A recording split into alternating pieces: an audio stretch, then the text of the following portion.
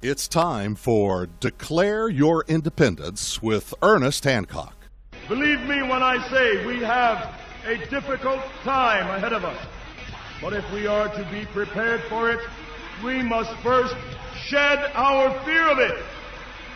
I stand here without fear because I remember that I am here not because of the path that lies before me, but because of the path that lies behind me. I remember that for 100 years we have fought these machines. And after a century of war, I remember that which matters most. We are still here! Tonight, let us make them remember we are not afraid!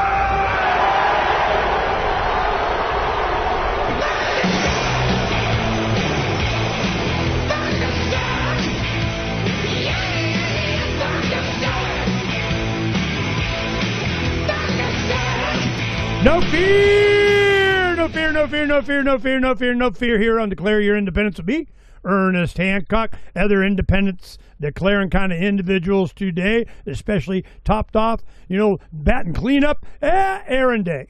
Aaron Day. Now, we started working with Aaron Day on, we're looking for a decentralized, peer-to-peer, aggregate market system, communication, being able to send value, crypto, not the man. I vote not the man. How about not the man? Let's do that.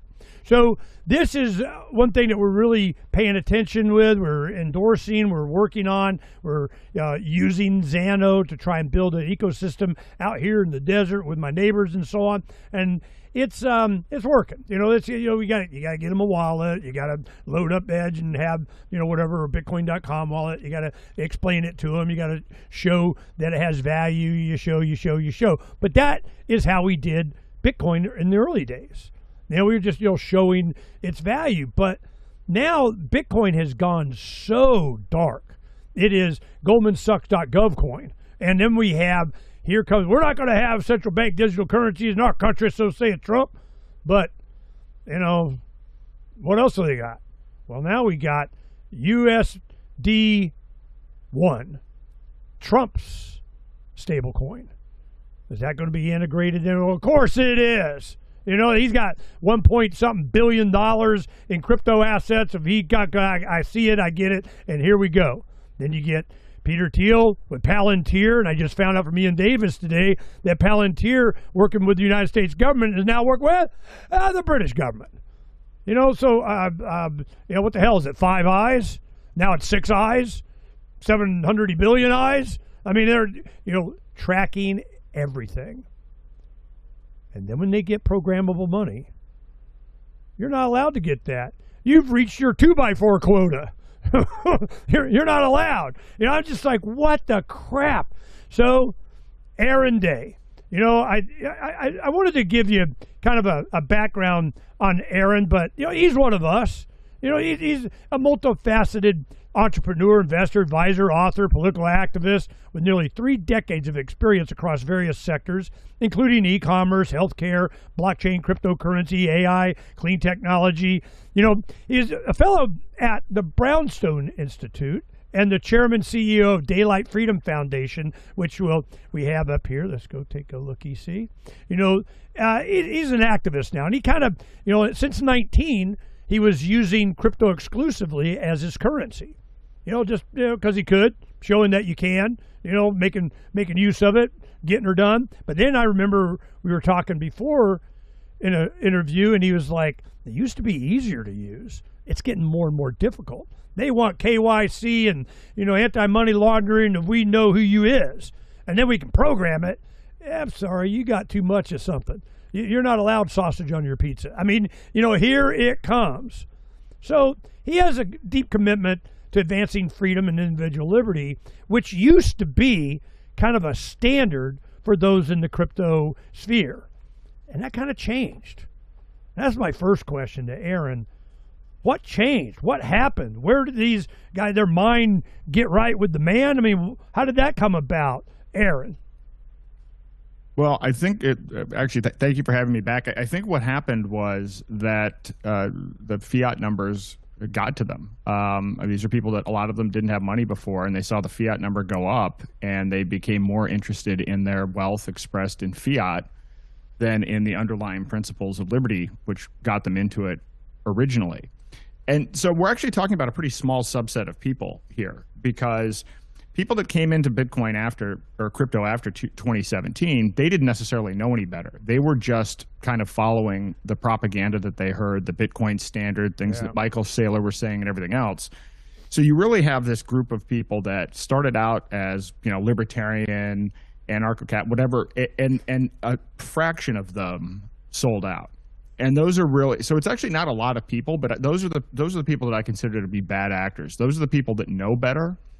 Those are the people that apparently looked at the central bank, originally with disgust, and then that disgust turned to envy, and then they decided they wanted to become like those guys. And you would start to see these memes appear where the whole goal all of a sudden switched from, hey, we're going to use Bitcoin and we don't need banks anymore, we don't need governments anymore, we're just going to engage in trade, to, well, we're going to hold on to our Bitcoin and then we're going to be in the citadel. And they would start putting these memes with pyramids where, well, if you have 100 Bitcoin, you're going to be at the top of the pyramid. And it's like one of those things where, a similar meme where you make fun of the Rockefellers, how there's this whole pyramid system and all the workers are on the bottom getting crushed. They're idolizing that with this new vision of, if I have 100 or more Bitcoin, I'm in a citadel at the top of the pyramid. I could be like them.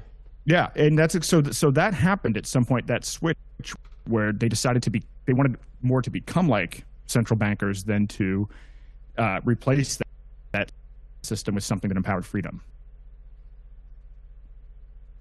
To what end? I mean, they really thought they were going to empower freedom or their freedom? I mean, what was their goal?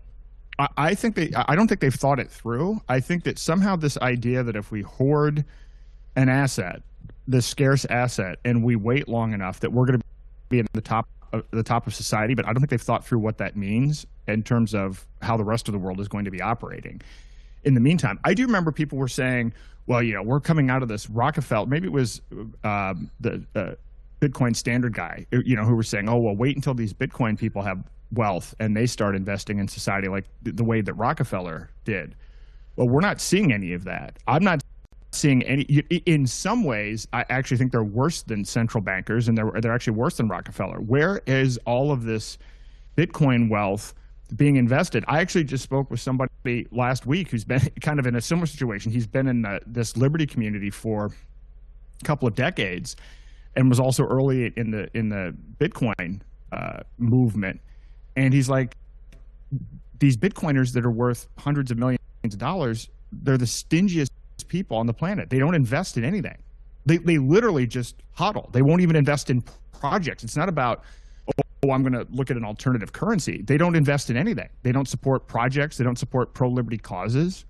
I mean, it's actually kind of a running joke here in New Hampshire. I mean, we have the Free State Project where we have all of these, a lot of Bitcoin, millionaires, and almost none of them, some of them are involved politically, but they would never open their checkbook or their Bitcoin wallet to support political causes. Not to say, I mean, I can understand that voting isn't the way, but these are people that are actually actively engaged in the voting process and still believe in the voting process, and they still don't invest in the political aspect of it. So I don't know, it's a conundrum. I don't know what they think is going to happen. Well, that was the conversations that I had with a lot of the guys, that I know, rattle off some names, but you know them. And I was going, well, you guys are going to invest some of that newfound crypto wealth into, freedom, right? I mean, you're advocating for all of this, interaction with the government, this integration, this adoption, this whatever. And, I want you to tell us more about Michael Saylor, but we're going to take some of that and kind of put towards freedom, right? I mean, hell, it made you the freedom aspect, and a lot of the liberty community got you to do it, and now you're crypto rich, and you're going to put a little something towards freeing the planet or something, right? Hodl, okay. And Saylor spoke right before the last speaker, which was Ross Ulbricht. And so I was there finding my seat and so on, and Saylor is out there yakking it up. And he was going, mortgage your house, sell everything you own, rent out your kids, whatever, get more money to buy Bitcoin, make me filthy, stinking richer. We'll all get rich. It's a store of value. That freedom, bubblegum money, digital currency, where that just went right out the window. And I'm wondering, wow, and everybody was sucking it up and loud clapping and wanted to see J.D. Vance. And I'm going, whoa, who are these people? Who are they? They're newbies, I guess. They got, some Bitcoin, set it off in the side. All of a sudden now they're rich, but they're not really freedom advocates. And so Michael Saylor, tell me what you know about him. I know he's crypto stinking rich, but where did he come from? What's his story?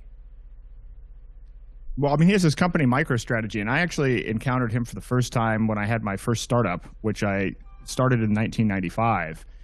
And he was known for, having one of the biggest single drops. I think he lost more money than, at that point, any man in one day, because his company MicroStrategy was involved with, I don't know if it was accounting irregularities or whatever it was. But I remember at the time, I actually remember being in my office because it created a whole big sell-off in the market, and I'd never heard of him at the time.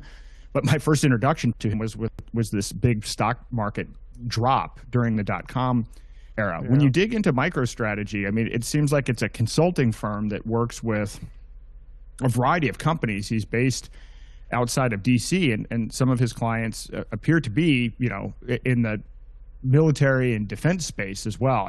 I dug this up at some point. I don't know if I think maybe he's worked with the CIA or the NSA or some others. Not that that's necessarily a big deal in terms of he has a lot of other clients in a lot of other areas, but he originally came out and tweeted that he thought Bitcoin was a bad idea. There was an early tweet from him, and I can't remember, but maybe it was 2015 or something like that. He was not early to Bitcoin. He was very critical of Bitcoin. And he only got involved, based on at least what I've heard, reading the book, The Bitcoin Standard. So he came into this kind of post, I don't know when that book was written, 2017, 2018. But that's when he started to get involved. And then he really went all in during COVID and started to make this pitch that, corporations should buy Bitcoin to protect their balance sheet because of all of this government money spending. And so this is when he started to make his moves into this. But he was not a player in this at all at the very beginning, and he's never asserted a pro-liberty position. He's only asserted this position of digital gold, and then he's doubled down and tripled down on digital gold. At no point has he supported or participated in the idea of Bitcoin as something that you use as a digital currency. His entire approach from the time he got involved was, this is the best asset in the world because it's scarce, and everybody should invest in this to hedge against fiat. And that's resonated with people. So the combination of the book, The Bitcoin Standard, and then Saylor taking such a prominent position, and then using other people's money, using his public company and then borrowing money through his public company for the sole purpose of buying Bitcoin, this has now become a trend. So now you have these Bitcoin treasury companies. You have companies that are being formed for the sole purpose of raising money to buy Bitcoin and hold Bitcoin. Which, by the way, that is the kind of thing that was starting to happen at the end of the .com era. It's an absurd proposition when you consider that the point of Bitcoin was something that you had in your own self-custody and used for day-to-day purposes. And now we're like throwing layers and layers. Now we're going through, let's have middlemen. Let's have a bunch of people form a company, pay a bunch of legal fees, and then go out to the public markets to raise money to buy Bitcoin that they don't even host themselves, that they have hosted through somebody like Coinbase. It's actually absurd what's going on at this point in time. And, a friend of mine, I try not to watch too many of these, Bitcoin Maxi podcasts. I check in from time to time, and somebody actually sent me a link to one. And the whole podcast was about, is, strategy going to be listed on the S&P 100 or 500 or whatever they were shooting for at the time, and how many more of these Bitcoin treasury. This is the whole purpose and focus of some of these very popular Bitcoin podcasts. So nobody's talking about freedom. Nobody's talking about even defeating central banks anymore. And now it's just about, oh, hey, can we work with the man with some GoldmanSachs.gov coin funding scheme? Yeah, and that's where we are. So it's frustrating because the censorship and propaganda has worked. Because there are a class of people. I mean, I try not to get upset with people because, if you're into Bitcoin, post 2017, you'll see these people post, well, you don't know Bitcoin. You need to study more Bitcoin. And so these are people that are like, did you watch these 20 podcasts? And like, I've watched 500 hours of podcasts. The 500 hours of podcasts are people referring to each other and then just sitting there talking about number go up and talking about these, fraudulent financing schemes. That doesn't make you smart about Bitcoin. That means that you've listened to an echo chamber that's essentially marketing propaganda. But those people believe in what they're doing. These people believe in, I have to dollar cost average. I need to save money to buy Bitcoin, so I'm going to cut my own hair. Like literally just the memes and the whole culture post 2017 is sad, because what's sad is that these people have never been presented with any of the history. They don't know anything about what Bitcoin was before 2017. They haven't read the white paper, and they've missed the plot. And so, but now they're part of this big Ponzi movement to pump the number up. Okay, now this is one thing that as what you and I agree on, what we're working on, is the let me turn the video on. I was saving bandwidth here. The one thing that we were always enamored by from the beginning was peer-to-peer people money. This is we're having the ability to be able to transact without third-party risk, which means you you have it, you hold it, it's ours, it's mine. So then. Who's going to take it away? Who's going to regulate it? Who's going to? And nobody. It was people money. It was promoted to the Liberty community as us, and that's how a lot of people learned about it. From a lot of podcasts, freedom-oriented people, and so on. And they're going, "Wow, this is awesome," because we've been waiting for this for decades. I remember from crossbows to cryptography, and like '88, an article about why the king. Outlaws crossbows to the serfs because they could resist the knights, and hell no, you're not allowed. And the same reason they're going to try and stop cryptography, because you're going to be able to be private, you're going to be able. So this was something that we embraced because we understood the power of it, that you can't inflate it, there's a set amount. All these traits and the promise of anonymity and all that just kind of went out the window. Well, it's pseudo-anonymous, which means not, And it was not about creating a better monetary system or parallel or getting off of theirs anymore. Here come the lobbyists. It was a K Street thing. It was, I remember it was about 13 when you started having congressmen starting to introduce. It was planned. There was someone or something behind this. There was somebody or something that had a plan that they were going to do. It'll take us a decade and we'll get it all set. You're not allowed to do it. You're not allowed to buy and sell. You're not allowed to go to the Starbucks. You're a financial institute. You're not allowed. Get a license. You got to, and then, we're doing it. And it's GoldmanSachs.gov coin. When this becomes your credit card of I got the whatever the hell, are they going to see any competing crypto as counterfeit? Are they going to make it illegal? You're not KYC'd or money laundering surveillance enough, and we need a surveillance tool. The surveillance of we can turn it off and social credit score money, and anything that competes with that, because people are going to want privacy, is not allowed. Do you see the illegality of competition coming? Yeah, it's already coming, and it's already started in Europe. Europe is either they have or they're about to try to ban privacy coins by 2027. And so, and again, we're not going to comply our way out of technocracy. So good for them. They make privacy coins, illegal. You can't actually detect the transactions. This is why we're in privacy coins, is because it doesn't matter what their edict is. But what I've been studying more recently. I mean, I've been tracking Technocracy for the last 3 years, but there's a big acceleration going on globally with digital IDs and with digital currencies. And so we need to start exiting the system immediately. I mean, I used to, when I started this, I was warning people. I'm not warning people anymore. I'm actually describing things that have happened already. Not even going to happen, things that have already happened. In the last 90 days, 17 countries have signed digital ID into law that will be rolled out completely by 2026. Mexico has, I don't know if you followed this, Mexico has complete biometric QR codes that are tied to biometrics for the entire country, which will be fully rolled out by 2026.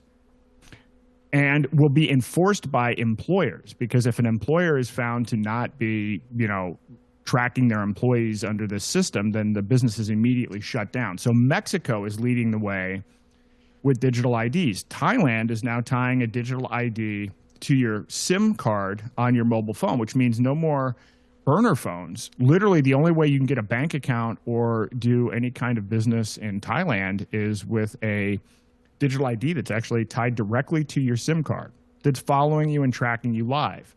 And I've studied enough about the UN, the WEF, and the whole technocracy movement to know that what they often do with tests in certain countries is to see how much they can push the boundaries and get something to work in a population that might be challenging in preparation for a full rollout. So I think something big is coming on a coordinated basis with respect to digital IDs and digital currencies. And so, yes, they will absolutely want to shy away from competition. And it's not even just the competition. They want to make sure that they have control and surveillance. And it's not just surveillance on money.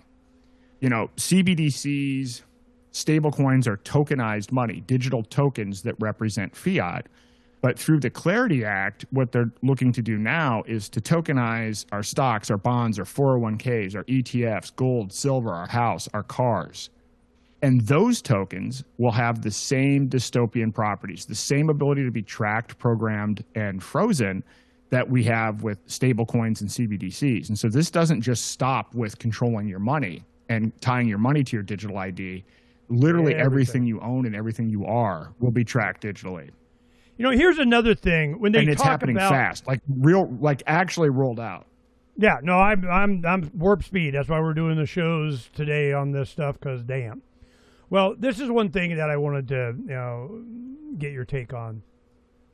You're always going around the revolution. The revolution will be tokenized. I'm more, decentralized, tokenized. What does that mean? What I'm thinking is when they, them, those, the Secretary of Commerce and Terry Trump, all these guys are like, ooh, we gonna get some. We have so much assets. We have hundreds of trillions of dollars that are owned by the United States government of America.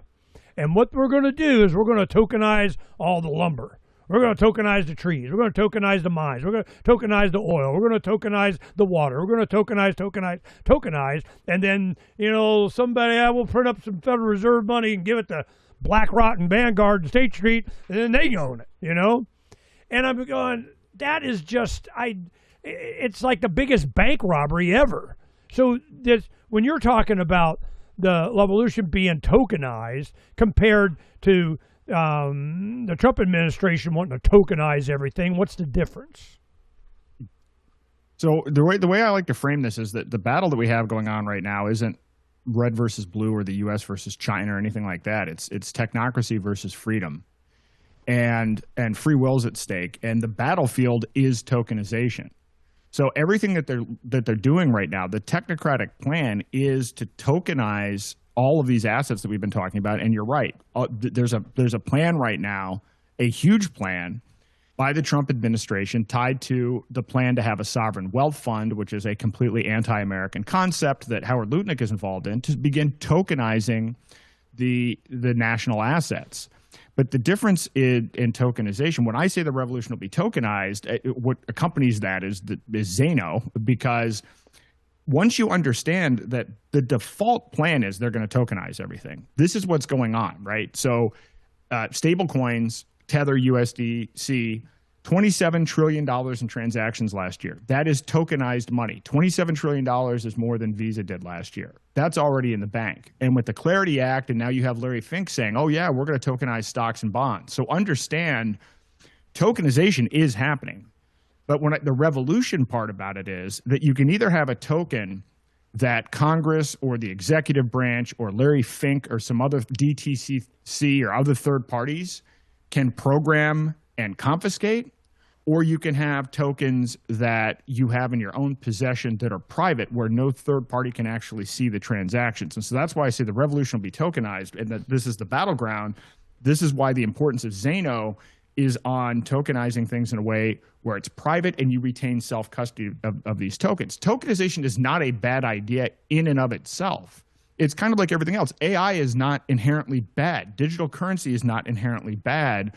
There's a tyranny aspect to it and a freedom aspect to it. Obviously, what I'm advocating for strenuously is the freedom aspect to it, which has decentralization and privacy as an absolute must, as well as self-custody. Okay, give me some examples of what in my personal life I would tokenize.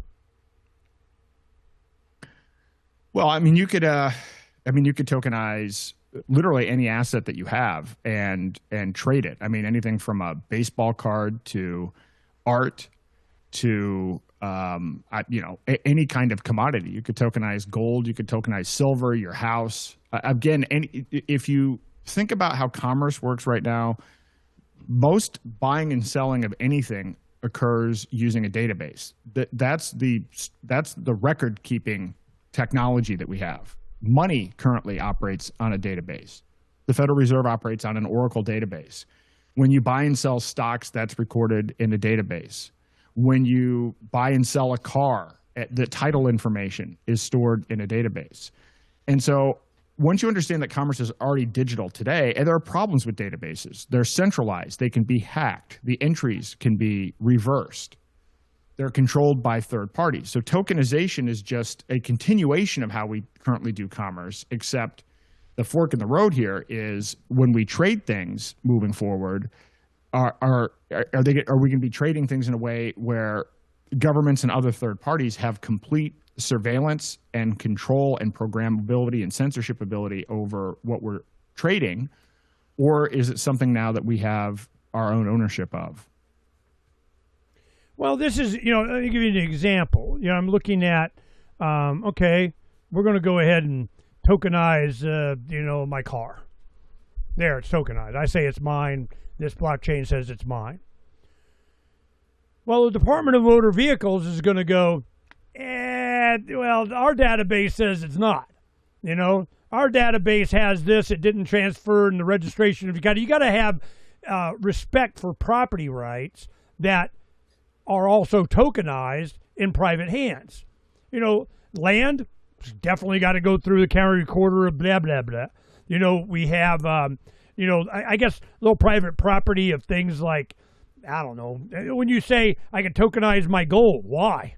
I mean, I got the gold. There's the gold. I'm going to tokenize it. A token, put it in my pocket, So I'm just, I understand okay, let me give you this history and you'll understand. When the housing thing took a dump in 7, 8, 9, around there, when that went, we did a deep dive on it with our audience and so on. My wife's a real estate agent, and you started seeing everything was being bought, not by the bank that held the mortgage on it or you or anything. It was a number, and it was called MERS, Mortgage Electronic Recording something, whatever it was. And it was a number that they could just trade on the market and all these tranches and every back and forth, and no bank knew what they actually had, and they had to unwind it and whatever. Well, they were able to trade real estate because of a number, like it was tokenized. But to have property ownership, you had to go through the county recorder, the counties in the states, for them to enforce your property rights. If somebody doesn't make their payment, the bank goes, hey, it's ours. And we go, yeah, well, we didn't see a transfer and change all the paperwork that went with the mortgage, and you're done. It's not yours. The guy living there, it's his now. So this went all the way to the Ninth Circuit because they had a law whenever you separate the mortgage from the deed, it canceled the transaction. Whoever's living there wins. Well, it goes and they go, well, yeah, we kind of meant that, but we're not enforcing it right now. Then they go to the attorney generals and they finally made a deal to where, well, you give us billions of dollars to make up for all this transactions that you did with the MERS number, like a tokenization thing, and then maybe we'll enforce your property rights. And so everybody got off scot-free. Nobody went to jail. Nobody, that kind of crap. So I'm looking at this as the same way. If you're having a tokenization of housing, yeah, it would trade fast. I could, blip QR code. Now you got a house. It's yours now, But you have to have the cooperation of somebody or something that's going to enforce your property rights in it. So who's that entity? How are you going to interface with the government on that? How are you going to recognize somebody's property right because I scanned a QR code? Explain that to me. So we have to create completely alternative systems. First of all, the courts that we have now suck. We have no property rights now. Anybody who thinks we have property rights right now has never actually dealt with the court and never actually dealt with the existing system. So I tend to not think about this in terms of land, because land is one of those, we have to figure out how to form completely alternative physical communities outside of the system. I'm thinking more about trading. You want to sell goods and services online, right now for a couple $100 or whatever, smaller right. dollar items, right. but just for day-to-day transactions. That food. Can be done with food. You can do that with escrow and reputation management systems. Because we've talked about this before. I've actually just created something on the aarondayshow.com/principles because, you and I have talked about this a lot. And the conclusion I've come to is, we actually don't know we haven't figured out how to make governance work, right? We keep on trying these different things. We haven't figured out how to make a legal system that works correctly. We need some innovation in this area. We certainly need a marketplace for this, but I created this First Principles project where the idea is to bring people on to talk about. So right now, technocracy is the default. And I think that people don't understand what technocracy is, but there is an ideology behind it. And it's very much based on materialism, determinism. It doesn't even value, humanity first. It's very much oriented in that direction. The U.S. was founded on, I think, a great set of principles, but something went wrong. I think that we need to have an open discussion about all of these things in terms of, first principles like free will or contract rights, property rights, all of that stuff. So I'm trying to create an open framework for discussion, not with the idea of there becoming one system, but to get people in general thinking about things from first principles so that we can start experimenting. Because I don't have a good answer for this, but I know that the model that we currently have absolutely doesn't work. So we need some innovation in that regard. And so I certainly am not going to claim to have all of the answers. The only thing that I have in this regard is a lot of questions and a desire to get other people together that are curious about these things, to have an honest look from a perspective of humility to say, hey, this other stuff, even the stuff that we think sounds good, we can say, the rule of law and everything else. There are people that think, we don't have property rights now, right? And people don't realize that. They won't realize it until it's too late. As they're pushing this technocratic agenda, they will use carbon credits. They will use national emergencies to take your land for data centers, for AI. They can use national defense and eminent domain to just roll all over you. And they've done it, and they've continued to do it, and this is happening on a regional basis. And so I say this only to say that we don't have the protections in the current system that people think that we have, but that we also need to figure out how to innovate on some of these other things. And I think that there's certainly room for innovation, but we also have to start by saying that what we've been doing hasn't been working. Well, there's a lot of evidence for that, but there's, for me, it's always about inspiration. Be an example, demonstrate a use case. That's what gave Bitcoin its, big win push, for the sales on that. And the ZANO project, I just like the concept and the idea and the people behind it, which, you're a big part of that. And I wanted to demonstrate that you can have a community.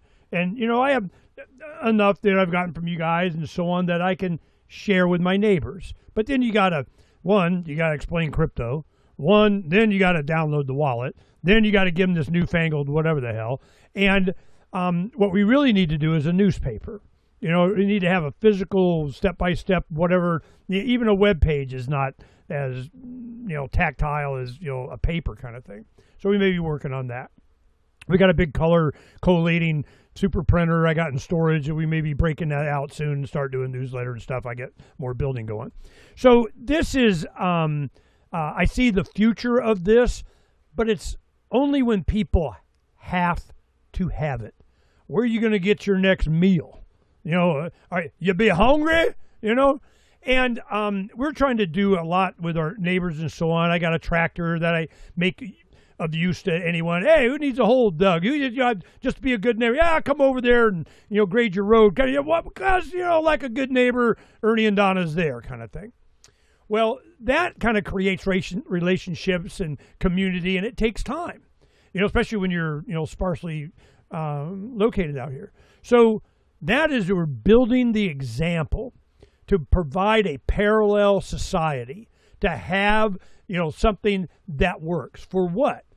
Basic fundamental things: food, water, shelter, energy, health care. I got, derivative of, Bush of whatever the hell cures your fill in the blank. So this is where I see this going. And for the past few years, I've been really hammered on this one aspect. This is going to become a food thing. It's going to be, well, what the hell? It's not on the shelf, and I don't grow it. I can't. I'm actually going hungry. I got money, but I can't get food. It's going to be a dependency on basic fundamental things like food. When food becomes too expensive for people to be able to get, it's not available at any price, all of a sudden they're going to get focused. And then there's going to be some kind of a commerce with it. It might be silver dimes, it might be gold, it might be, and a lot of times, a crypto. It depends on your access to the internet too. So I'm seeing this coming, and we need to get prepared now. It's not like it might happen. It's going to happen. It's just how fast it's going to happen. Well, like you're starting to witness, we all are, because we certainly, do Freedom's Phoenix. I'm seeing this deluge of freaking, countries that are going digital. They're shutting down millions of bank accounts. You didn't get your biometric, whatever. You got Starmer, World Economic Forum, Trilateral Commission, whatever, Starmer guy. You got, what's his name, Kerry, the guy in Canada now. And they're going, you will have your British ID card or you ain't working. They just say it. You got to get the mark of the beast. So people of faith, Christians that, been warned, neither will you be able to buy nor sell or work or whatever without the mark. Well, here it comes, and you got to make a decision. Well, of course, what will they say? Well, it's convenient. It's easy. I have to do it because I have to do it because I have to.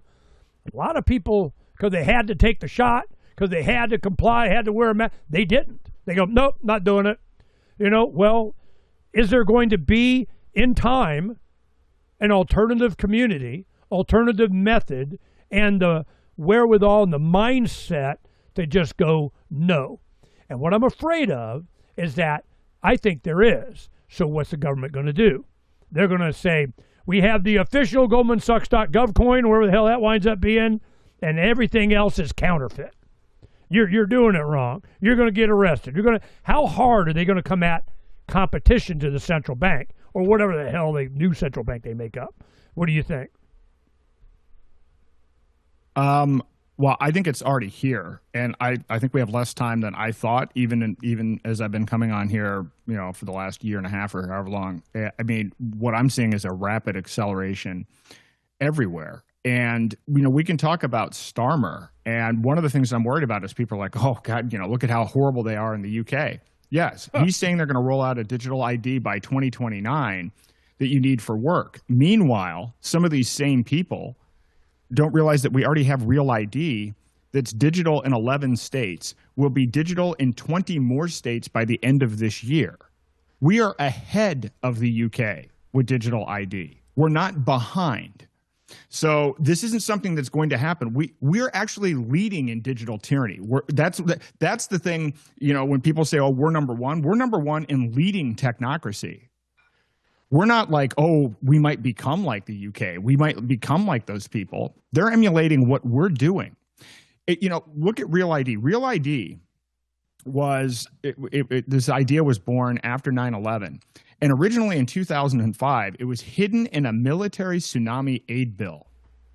And so it wasn't even a separate vote. They snuck this bill through. And for 20 years, there was opposition. States led opposition. Montana and Missouri led organized opposition, and the deadlines kept on passing. And you know what? And by the way, and I say this, with all due respect for people that believe in politics, and I got there the hard way. I actually just had somebody 2 days ago. I did a podcast, and he said, I was involved with him on a project. He's like, you know what you said was true about we can't vote our way out. He's like, I spent a whole bunch of time on it, and finally I was in Argentina working on something or other, and I was just in tears, and I realized I've got to stop doing this. So people are starting to realize this, but I'm hoping that people don't have to make the same mistakes that I made, believing in the system and working my ass off to try to make it work within the system. I can document what we've done and why it won't work, and I'm seeing a lot of people just simply walk in and make the same mistakes. We don't have time for everybody to make these same mistakes, because you know what happened with Real ID? New Hampshire was one of the states leading the charge against Real ID. The Free State Project used to talk about as one of their accomplishments, pushing back Real ID. Well, guess what? It rammed through anyway. And you never see the Free State Project talking about all of the stuff that they fought against and then that were wins that got reversed. You never hear a thing about that. But you know what? We lose on all of the big things in the state of New Hampshire that are related to federal funding. So why did Real ID, which had 24 states that passed laws explicitly against it, why was it overcome? The answer was COVID destroyed it, and federal funding related to COVID destroyed the state-based opposition. So those of you that think you're in a state that's putting up a fight, understand the next time there's a big emergency, the next time there's a 2008 financial crisis or there's COVID or whatever manufactured thing comes up, your state legislators will 100% fold. Because I live in New Hampshire, and the people we worked our ass off to get elected, they folded. So if they're going to fold here and then not talk about it and still act like they're winning, it's going to happen in all of your other states, which is why we're beyond a political solution on this. But I brought all this up to say that Real ID is here. It's already digital. And what has happened? Musk comes in and everybody's like, oh, Doge is great. They're going to save money. We're going to eliminate the deficit. People thought this. People I knew, people you know, actually believed this was going to happen, right? Oh, we're going to get a Doge dividend. First of all, Musk is a technocrat. That was never the idea. What Doge did do was connect Palantir to the IRS and all of the other federal government databases. Well, you know what that's now connected to? Real ID. So people are sitting here saying, oh, God, we've got Trump and, we don't want to be like the UK. We are far ahead of anyone with respect to the aggregation of digital data and tying that to an ID. And the rollout is already available in Google wallets and Apple wallets all over the United States. And it's coming to a state near you if it isn't there already. So I'm saying this because we have to move now. We have to actually get into these systems now. There isn't any more time for planning. When you say move now, I had Courtney Turner on earlier today, and she, she's with you. I know you know her, and she, mentioned you and so on. But she believes that activism should be targeted locally and politically. Actually, showing up and doing, which I'm fine. Do it, don't do it, whatever. But I have better use of my time trying to convince these guys. I just want to ignore them. But the I'm wondering what value you see in what when you're talking about in the Free State Project, where you have a concentration of libertarians getting passionate and doing it and electing people and then they change it, And there was one thing in the early 2000s after 9/11. I want to show this and make you aware of this. They were screaming about RFID, Real ID. Real ID. We're never going to do real ID in Arizona. We're not going to, that be bad. And that kind of, we voted a thing. We passed a bill. We're not going to do it. All the time, I got in trouble. They came after me. We had to do a ethics violation. They were trying to make me a domestic terrorist for bringing up the, I mean, it was weird. They were just, because I was outing them, and they freaked out. And it was because I read the law that they did, actually just read it online, on the show, and they stopped the vote. They went, whoa, man, we didn't know this. It's out in the ether now. People actually know. What the hell? Well, one thing that they did is they banned all of the municipal and state computers from having Freedom's Phoenix show up on their computers. And I went, what the crap? Because I used to go down legislative in the secretary pool there. You see 3 or 4 screens have Freedom's Phoenix up, because we were really involved. Well, then all of a sudden, boom, the Phoenix police. I got to get my personal laptop, Ernie, to look up, whatever. And we were letting them know that we're going to be at, this event and nobody's got to die. And we're not asking permission. We're just letting you know we're going to be protesting, whatever. So we had, a confrontation prevention squad, that we do with, and I go, it's online here. Wait a minute, I got to get my private computer so I can look. What? You're the police and you can't look at a web page? Who are you people? Well, this was it. What really started it? It was the Western Hemisphere Travel Initiative. It was works together to speed up border crossings using RFID enabled blah, blah, blah, blah, blah. Well, the Western Hemisphere Travel Initiative was already in place. It was like your driver's license or whatever the hell, in the West. So when they said, we're not going to have RFID, Janet Napolitano was our governor at the time, which later went on to be head of Homeland Security. And I'm going, and she was a Democrat, and they're all kumbaya, we're not going to do it. And I made it clear, I go, I can tell you why. It's because they already have it. You guys are killing me. So then when they put that up, I'm going, okay, it's all a lie. And when they stopped it, if they wanted to, they just changed it. They either already have it or they do away with some prohibition and and no matter how much effort you get to get something passed, I can't keep track of how many times I got a bunch of Ernie laws. They're all over the place until they're not. And as soon as, like when I went on the Love Bus Liberty tour, I'm gone for a few years. I come back, a whole bunch of stuff has changed. And I'm going, man, election law, all kinds of stuff. You can't count on the political process, certainly to hold anything for any amount of time. Because these guys got the patience of a rock. They'll just wait decades to do this. But Patrick Wood said there's like a timeline. Their biological clock is a ticking or something. That 2030, they have a plan for everything of everything. It's probably going to be before that. But what is the end goal? And it looks like the Trump administration, man, they're warp speeding they're going to take care of business, or whatever that is. What do you think it is, and why are they in such a hurry?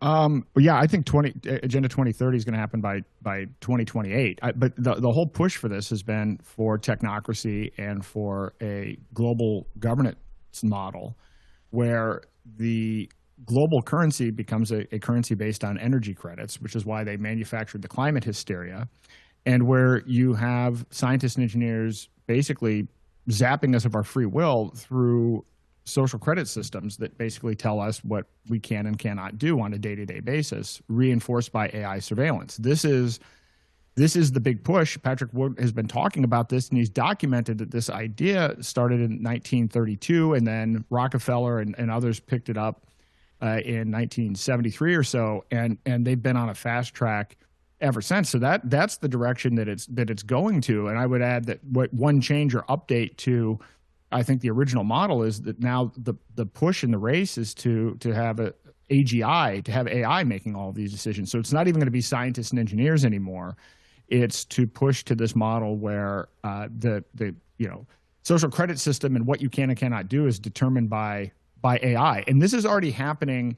We're already starting to see this happen in healthcare, where AI is now being used with insurance and claims, where the AI will determine whether your claim is valid or not, and if you dispute it, the body that's determining your dispute is also the AI. So this is already starting to happen. So this is the end goal with this, and these are the pieces that are being put into place. And so, but I mean, I would say, back to the other, we didn't close the loop on the other part. The local election stuff overwhelmingly gets reversed. There are some exceptions, but a lot of the people there's been a big, to me, it almost seems like a psyop. I see people that are like, oh yeah, go local. You live in New York, right? The probability, so if you're going to adopt a go local strategy, then you at least need to concentrate first. But maybe the first decision you need to make is where you live, and you need to do a real analytical examination of, is this even possible where I live? Because I see people in big cities in blue states, and they may very well be pro freedom and pro medical freedom and everything else. They don't have a chance of affecting things at a local level. So move first to a place where you actually have a chance if you're going to try the political realm.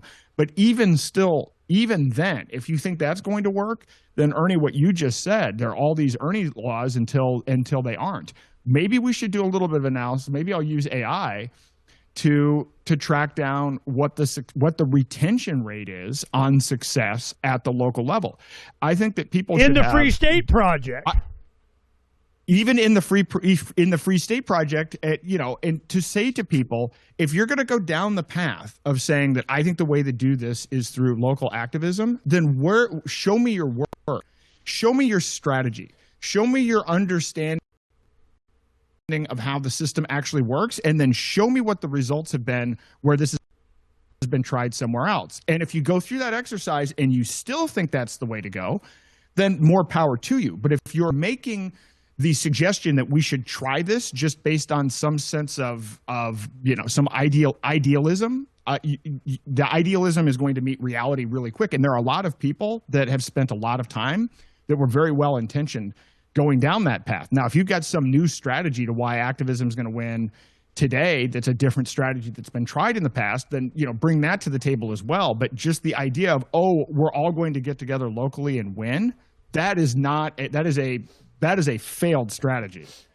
I can't tell you how many people I've seen. I'm harping on the New York thing because I've spoken to 300-400 people in New York, and after getting kicked and losing everything at the state level, their new desperation is that they're going to be able to solve it at the local level. I'm like, okay, if you're going to get into politics, then let's look at the voter rolls. Let's look at the distribution. Let's look at the turnout. Tell me what you know about how voting works. And every time they don't have any idea how elections actually work. So I don't think that voting is a viable strategy. And more importantly, even if it was, it's the only way it's useful is as a defense tactic that buys time. But what does it buy time for? We need an alternative to technocracy. Slowing technocracy doesn't give us a solution because, let's be realistic, the institutions that we have right now, government, whether it's government or even industry or religious institutions or whatever, they're all crumbling. They're all failing. It's not like if you stop technocracy, that is going to allow that all of a sudden the institutions that we have that are crumbling are going to become restored. They're not. They're going to crumble and collapse regardless. So we need to be building the alternatives, and there is not enough attention at all being spent on that. We need all hands on deck for that, not all hands on deck slowing down the other thing, or worse, believing that you can fix and restore the other thing. Okay, well, you need to have a conversation with Courtney, because this was our show all today. It was, I'm an activist. You're an activist. We've done this before. We get it. I'm Maricopa County, Arizona. You think I don't know there's election fraud? I mean, come on. So this has been, the conversation that we had. She was of the mind that you got to get involved local, doing you have, and I don't have a problem with that. I do. You know, I've run for office a bunch. We get politically active. We file a bunch of initiatives. I've done a bunch of lawsuits. But it was just really to get them to say it. Say it, son bitch. What are you doing? Say it. Well, we're going to do this because of that. All right, say it. You know, it's not constitutional. Share it. You know, Mr. Judge, man, I don't give a crap what you say, but you better say it. And I want you to explain to people whatever your decision if I don't care. Well, that changes public opinion. Yep. People become aware. Controversy creates commitment. You know, there's this kind of thing. Because if you don't understand the problem or the type of people, this is one thing that really started having an impact on me, was the kind of people that you were up against. They're sociopaths. They don't care. No empathy, no love, no compassion. No, because we rule you because you're letting us. We'll get over it and move over. We're going to do it. And if it's not them, it's 15 gazillion other people in line behind them to do the same thing. It's us. We're the problem. So we have to create parallel societies that are able to compete with that. And technology has allowed that. That's why that crossbow's the cryptography thing. They didn't want the technology of a crossbow where some farmer could just whip it out from under the hay in the ox cart and put a bolt in the armored, knight that's going to tell him what's what with his sword. Same thing with cryptography. It was just about control. It always has been. We have to be an inspiration to others and demonstrate that you can. It is possible that you can have an agorist market, that you can trade within your community with your neighbors, that you can take and hook up your mesh network with a Starlink and community to community around the world. And it used to be like that before the financial crash in 2008. I remember thinking, wow, the world's got small. I mean, you can go to freaking Russia. You can go to Beijing. You can have conversation and business dealings with, some village kid in the Amazon, and he's selling stuff to, widgets from the tree to some kid in the Congo. I mean, with a drone delivery. I mean, this abundance is right there. It's right there. But they want to be the middleman. They, them, those want to get their cut. And why are they going after the middle class in America? Because that's where the money is, dummy. You want to take your 401k, your IRA, your retirement pension of the whatever and put it into, our thing over here. That's what you want to do. And buy, dollars, crypto dollars. Why? Why would I do that? It's going to be pegged to the crap dollar. What the hell is the benefit of that? So when you're talking about Freedom Coin, ZANO has its own coin. Why? Why connect it to the dollar? What's the psychology behind that? What do you think the reason is? Sure. Well, before that, I do want to say on the activism part, the biggest and most effective piece of activism you can do is to stop asking for permission or forgiveness from psychopaths and start taking control of your own thoughts, actions, and decisions every day. You don't need to lobby your local community to determine what kind of voluntary engagement you should have on a day-to-day basis. So stop asking for permission or forgiveness and start engaging in voluntary trade. That is far more effective, and that is actually taking your free will into your own hands and start building those other systems. I mean, I talk to Courtney all the time. I have her on the show, and we're going to do another episode, my wife and I, just on the why you shouldn't vote, and I'm going to document everything that we've learned and everything that I've learned from other people to try to make one final case on this, because I don't want to spend a lot of time talking about it over and over again, so that I can focus instead on building the parallel systems. But I do want to provide here's what we've learned over, combined 40 years of experience, plus everything else that we've researched and everybody else that we know that has been involved in this. You may not be aware of it. Please consider it before you consider allocating your time to the voting path. Now, as to Freedom Dollar, the reason that Freedom Dollar, so whether we like it or not, I don't, the dollar is still the reserve currency, and things globally are priced in dollars. And so this is the framework that people are used to. Long term, ideally, we move away from that, but that is not going to happen in a short period of time. So the reason short period of time, silver's resurrecting. I mean, gold backs. I mean, precious metals coming. Yeah, but again, people talk about precious metals as priced in terms of fiat. So the reference that people are talking about gold and silver being up is still referenced against the U.S. dollar, right? So it is still the framework that people have. The whole idea behind Freedom Dollar is, okay, people are used to this pricing system. I mean, I agree. The idea that you even call something a stable coin because its price is pegged to fiat when fiat is absolutely cratering in value is a bit of an oxymoron. Nevertheless, this is, there was $27 trillion worth of this stuff done last year, and the dollar. And when you talk to people in other countries, as bad as the dollar is, their fiat currency is collapsing even more. So it is stable relative to other fiat currencies. So I don't view Freedom Dollar as like the end solution, but I view it as a great intermediary solution, because whereas right now people are being either pushed or voluntarily jumping into stablecoins, and they're not aware of the fact that these stablecoins they're basically backdoor CBDCs. You're basically taking fiat, you're adding a digital token on top of it that can be programmed, tracked, and censored by third parties, and then has all kinds of other risk, and that's what a stablecoin is.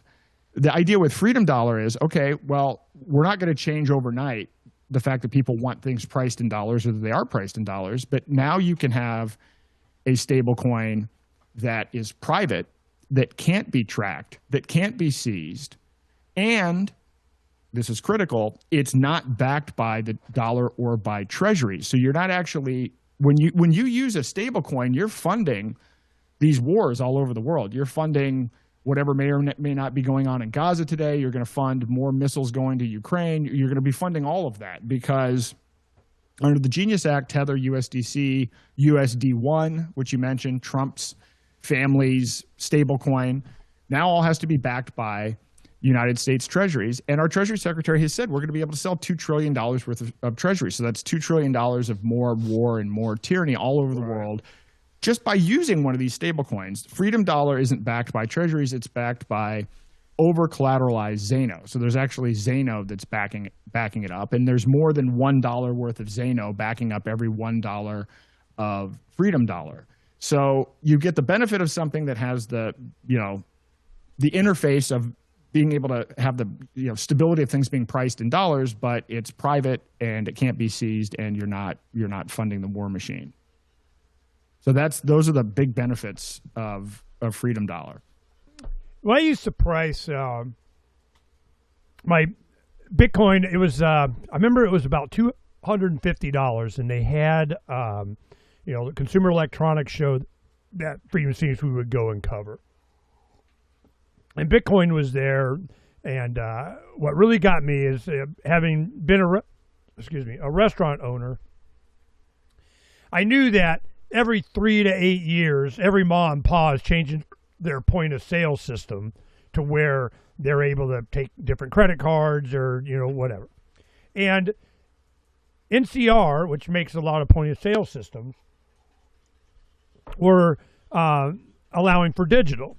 Well, it was going to, here it comes. I can see that there's going to be crypto that's going to be involved in that. And I go, yep, here it comes. All right, I'm ready to do it. So I took, I think it was at the time, $6,000 in silver, and I went up to a guy that traded silver crypto. He, was one of the guys, and he didn't care. And so me and my son, we flew up there. He has, a plane, and we, flew up there, and then he got all cryptoed up after that. He got some Bitcoin magazines, went up there, went, woo, man, now he's all cryptoed up. Well, when I did that, I was pricing Bitcoin in ounces of silver. How many ounces of silver per Bitcoin? How many? And once it started going up to, oh my God, I just stopped keeping track anymore. But that was, and the reason was we were pushing silver dime cards. We were doing silver dimes, a dime a dozen, a dime a dozen. I never understood what that meant. Well, a dime for a dozen eggs. Well, if it were silver dimes, you could get a dozen eggs for the value of a silver dime. So I'm going, oh, I get it. It is, hedge against inflation. It had, so that's how we were marketing it. Well, when you have it, tied to silver, that is the definition of a dollar, is 0.77 whatever ounces of silver is the definition of a dollar. So I don't mind it going to the United States America coin dollar is a silver dollar, which is not an ounce. It's 0.77. People need to know that. You get ripped off with that. But to have a crypto that's tied to a U.S. dollar in weight of silver, I'm all over that. Let's do that. But then, where do you have the silver? It's right here next to my heart. Then you got to trust somebody that you got a third-party risk that comes back in. So, that might be, something I get behind. But I really, the value, what's the intrinsic value of crypto? Well, I go, of course it's got intrinsic value. It's how much gold and silver you're willing to give up for its use, because it's internet money. I mean, that has value. It has speed. It has certainty. It has security. It has, I don't have a third-party risk. I have it myself. I put it, paper wallets. I got it on my phone. I got, the Merkle root number of my, 12 words kind of thing. So there is, we had steel wallets that were burying at one time. There was all kinds of ways to be confident in using crypto tied to something. But really, it just needs to be tied to itself. I don't know. Everything else is some commodity that pinky swear stored somewhere. So I see the intrinsic value of a crypto that is private, that is fast, that is cheap, that is secure. All the promises that they had in the original white paper, which was called, by the way, digital cash. Oh, we don't have that digital cash thing anymore, store of value. Sailor, you need to get more and make me rich. So it's the definitions. It was the original intent that they went to the Liberty community and pumped the crap out of it, were all these traits that from the Levolution, when Ron Paul, for the first time, the Federal Reserve and how it worked and why became a presidential issue. That never happened before. Never happened before. Not my lifetime. And then all of a sudden it's a thing and we understand it. So then what do? We got $38 trillion in debt, and we're going to tokenize everything, and BlackRock owns it. We're in trouble. So I need to be the use case for Occupy out here. I want to create an infrastructure that uses ZANO. And I'm doing my best, kind of spreading it around. It takes time, same thing it did with Bitcoin. But I need the promises kept. And what's the ZANO promise? What is it that makes it different from GoldmanSucks.gov coin? Well, I mean, what makes it different is fundamentally the way that the blockchain works, and the fact that it's decentralized and private in nature, and it's built on the same fundamental technology as Monero, the crypto note technology, which is the predecessor of Monero, but the added benefit of now you can create and tokenize other assets, but with that same level of privacy. I will say, I mean, I don't know that, why do gold and silver have intrinsic value? There is no real such thing as intrinsic value. It's valuable because people think it has value. So I think that's one point I would add on that. And I actually thought about, and I spent a lot of time pursuing creating a gold-backed tokenized solution. And I actually had a relationship going with a big company that has 11 different vaults in different countries all over the world, and was pursuing this pretty aggressively. But this company was based in Europe, and I realized, after talking to them for a while, they all of a sudden became concerned that, they might lose their ability to have a bank account for being associated with the project. And then the EU decided, we're going to make privacy coins illegal. And so I realized that, to your point, it is difficult to deal with a gold or silver-backed currency, because where is it going to be stored?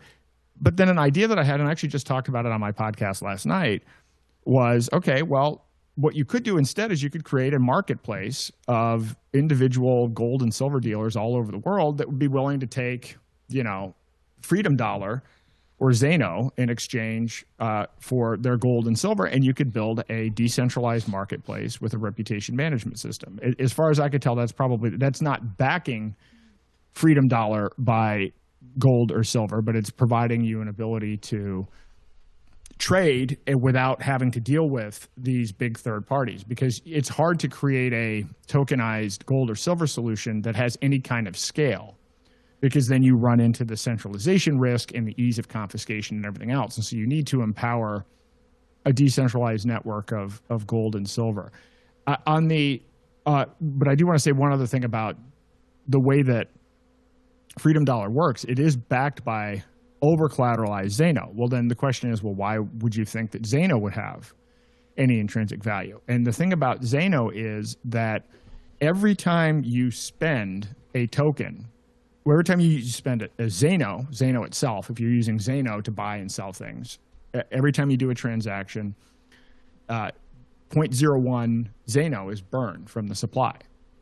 And that also applies to every token created on ZANO. So if you are using Freedom Dollar, or you're using Confidential Layer, which is a system that allows you to tokenize your Bitcoin or tokenize your Ethereum and make private versions of those that you can spend. Well, when you're spending those private versions of Bitcoin and Ethereum, ZANO is taken out of the supply. So the argument here is, so once you get to a certain point where there are 144,000 transactions per day or more, ZANO becomes deflationary. So in other words, as people use the system more, as more people are using transactions with tokens built on the ZANO network based on utility, as the demand increases, at some point the supply begins to decrease, which is why there's a real good case for why this is something that's going to provide some stability in terms of the backing of Freedom Dollar. And also a big economic case for why ZANO itself is worthy of potentially investing in, because there's actual use fundamentally to the blockchain itself. The whole purpose of the blockchain is to make all kinds of assets private, tradable, and spendable. And the more people do that, the more the price is going to go up. So that, I think, that's as compelling of a story as I've heard of. I mean, that's more compelling than Bitcoin. That's more compelling than any of the other blockchains that I've heard of, and certainly any fiat currency ever in human history, because it's tied to utility. And the utility is privacy and spendability, which are great and necessary. And in my opinion, the most important tools to fight. And an intrinsic technocracy. value of the crypto. Hey, I get to be private. Well, that's worth something. I vote that. Exactly. Yep. Oh, so man, it's so complex. All right, let me give you some examples of my experience of being an activist trying to, navigate this. When I first started doing radio in 2003, I remember a year or two before that, Wired Magazine had an article, libertarian money. Here it is, called e-gold. E-gold started in the UK, I think, and the man went after them and whatever, and they put their gold in the airport, in the customs area, kind of this gray zone of you can't get to it, whatever, in the United Arab Emirates.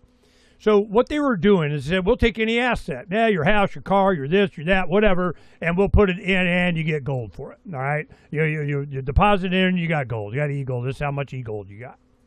Well, when I first started doing radio, my webmaster on the site that was doing my archive and all that kind of stuff, he was the state chair of the Libertarian Party. He's an attorney, and he had a master's degree in computer science. So he's a Mensa super geek.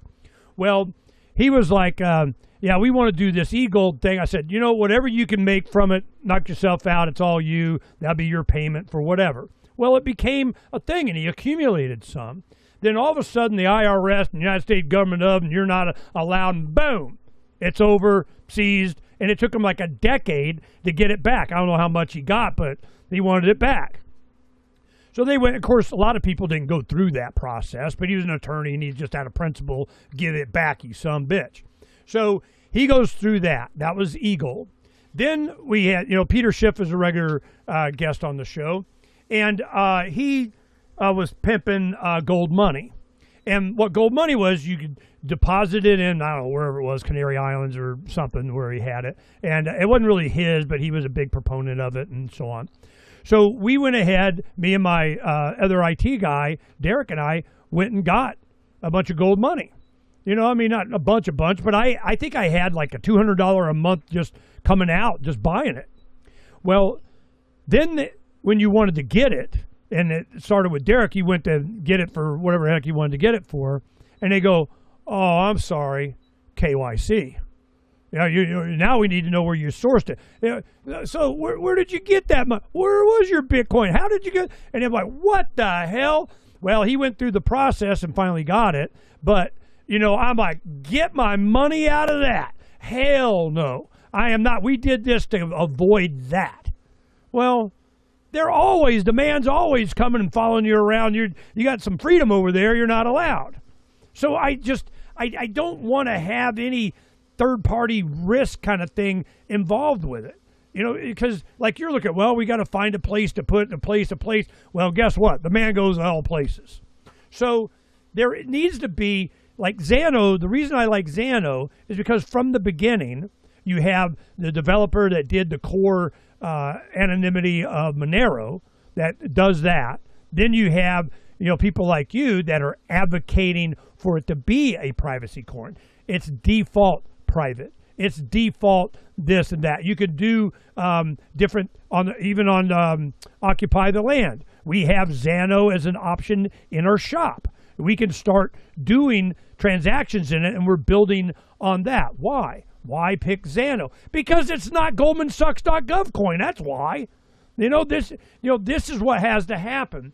So I don't see any other solution, and it sure as hell is not going to be lobbying Congress or anything, So this is, and that's one thing. I really like Courtney. We made a new friend, and she's an activist and wants to go get some and add her personal story. I always ask, why? Why do you, when I get a new guest, I want to, why?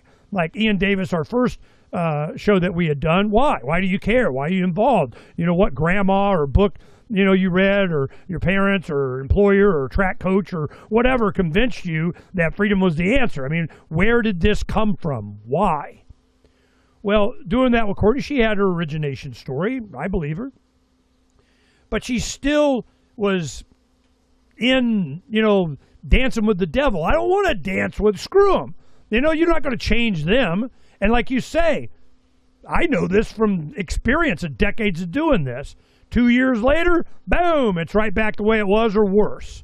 They go, damn, I was just training them. I was showing them how, they have to change the word or get it. And a lot of my lawsuits, oh, it's moot. Why? Well, we changed the legislation in a couple of words that doesn't apply anymore.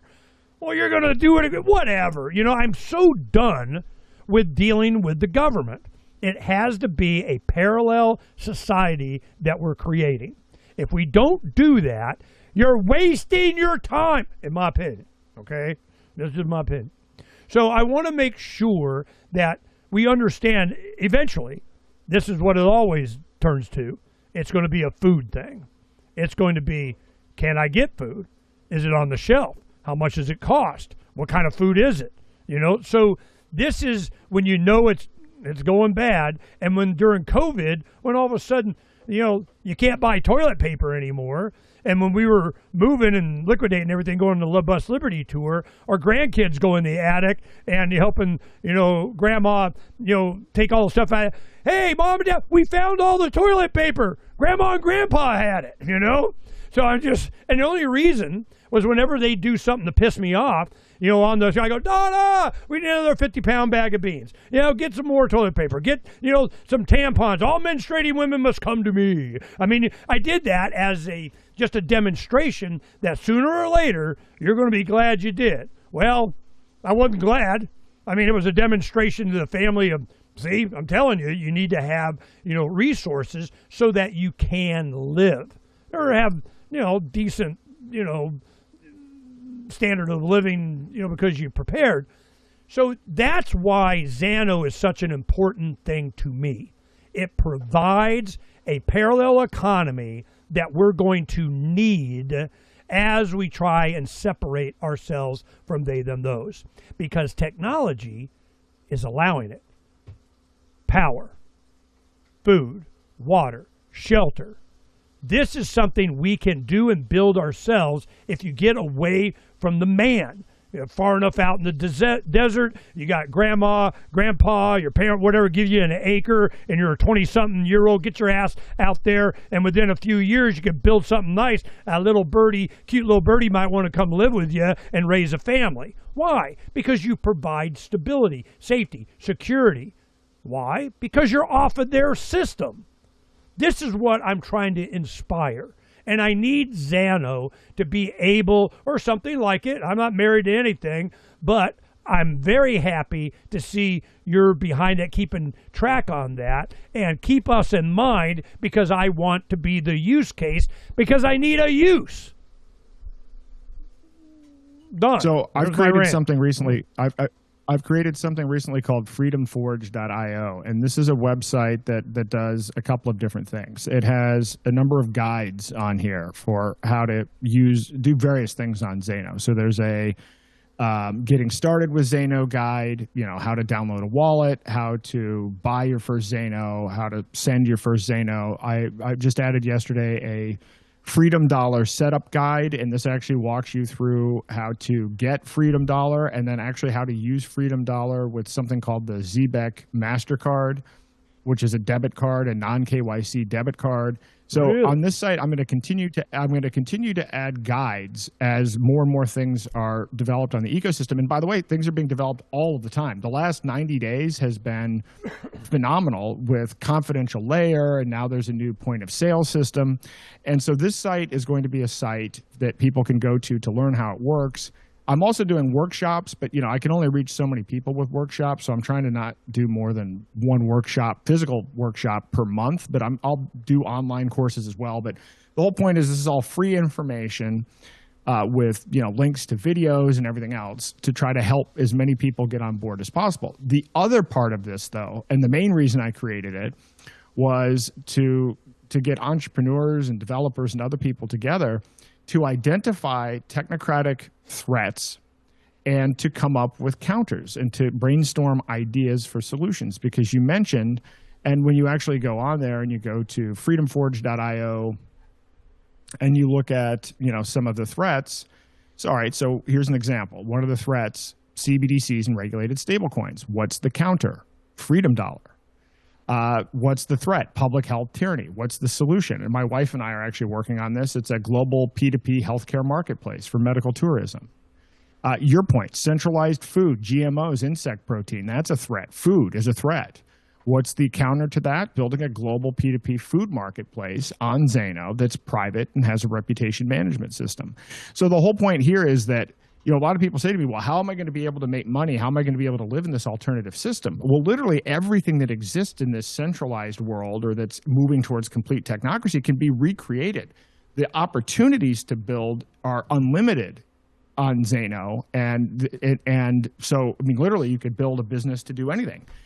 And so I want this to become a connecting place for people that, with a particular focus on, hey, yeah, we've got to figure out food, we've got to figure out healthcare, and we've got to figure out energy. I was talking to somebody last week who was like, yeah, wouldn't it be great if we could come up with a way to, create AI compute, where you could tokenize AI compute power privately and trade that, potentially using some off-the-grid sources, right? So there are some other interesting ideas, and I know about a few different areas, but the whole point is this site allows everybody to kind of contribute their unique knowledge and industry expertise in how we can rethink all of these different markets. And so I'm excited about this. There's still some kinks with the website itself. That's why it says at the very top, it's the alpha phase.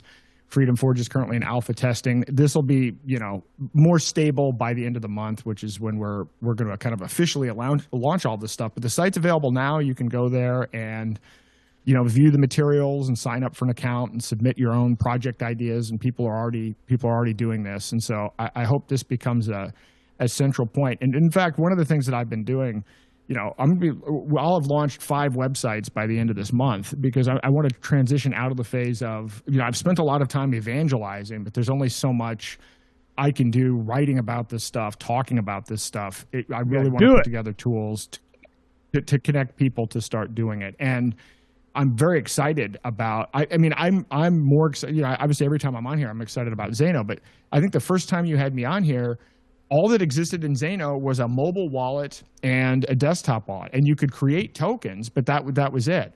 Now it's on all these other wallets. Now there's Freedom Dollar. Now there's a thing tied to a non-KYC debit card. Now there's Confidential Layer. Now there's 2 point-of-sale systems. And there's ZANO Bay, which is basically like a version of eBay where you can, post and trade, buy and sell goods and services with PGP encryption for the buyer and seller to communicate in a way that's encrypted. There's something called ZANOZON.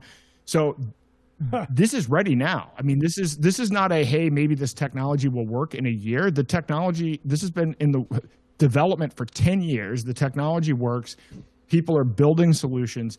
People are starting to use it. So what I'm saying is, yeah, we're not going to vote our way out. Technocracy is coming faster than even I thought, and I thought I was ahead of the curve on this, and I'm not ahead of the curve. They're ahead of the curve, and we can start using these things now.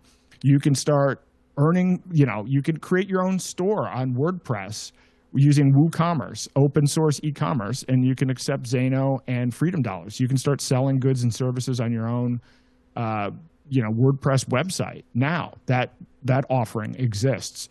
So this is it. This is now the ramp up phase. This is now about building, but the infrastructure is there. The infrastructure is there and it works. There's also, if you want to do private communication, you can use your ZANO wallet and your alias with Matrix, and you can actually communicate with people in an encrypted manner using your ZANO wallet. So there's a whole bunch of tools now.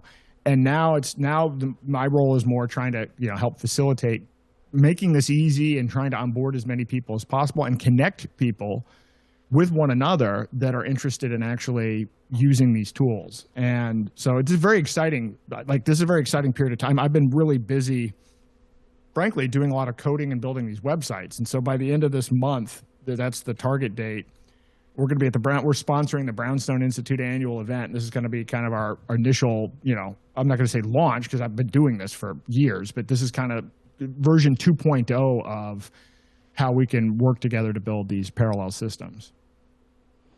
I want to show, you can see that we integrated this. There's ZANO right there. Pay with ZANO. Boom.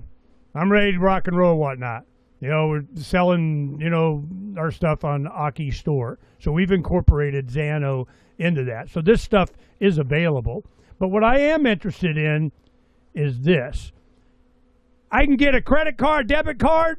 Explain that to me. How come I don't have one? You didn't make sure I got one. Where's mine? What's up, man?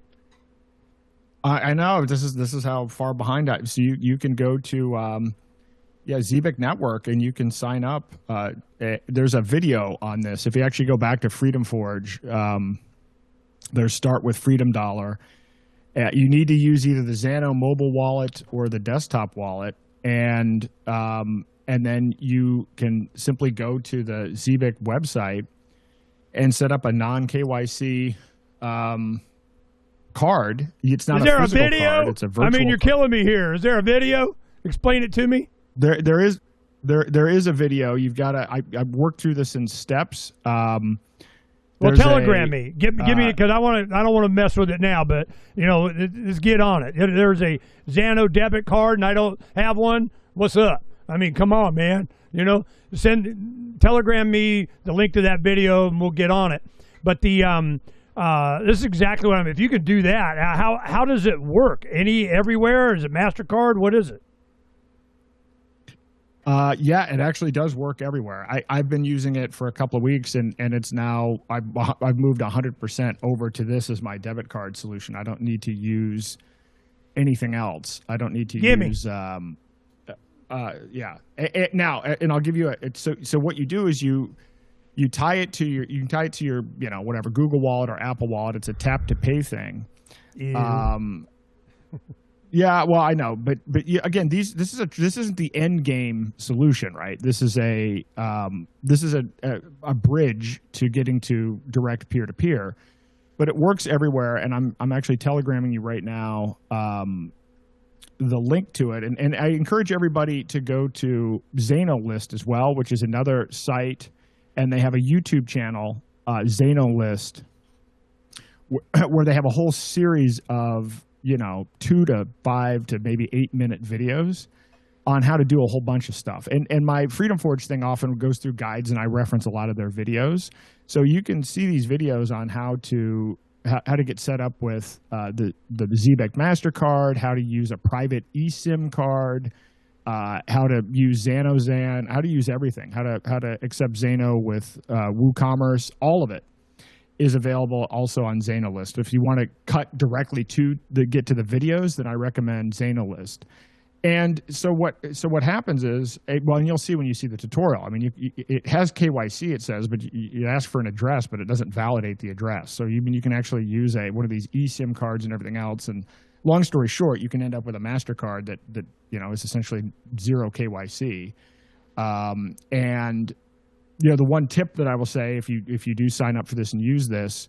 And by the way, on my site, on the AaronDayShow.com, I'm giving away $220 worth of Freedom Dollar to the first, I'm picking 20 people out of the, first 100 that sign up for this, and I'm sending them $11 worth of Freedom Dollar. And you ask, why $11? The minimum load onto the MasterCard is $10.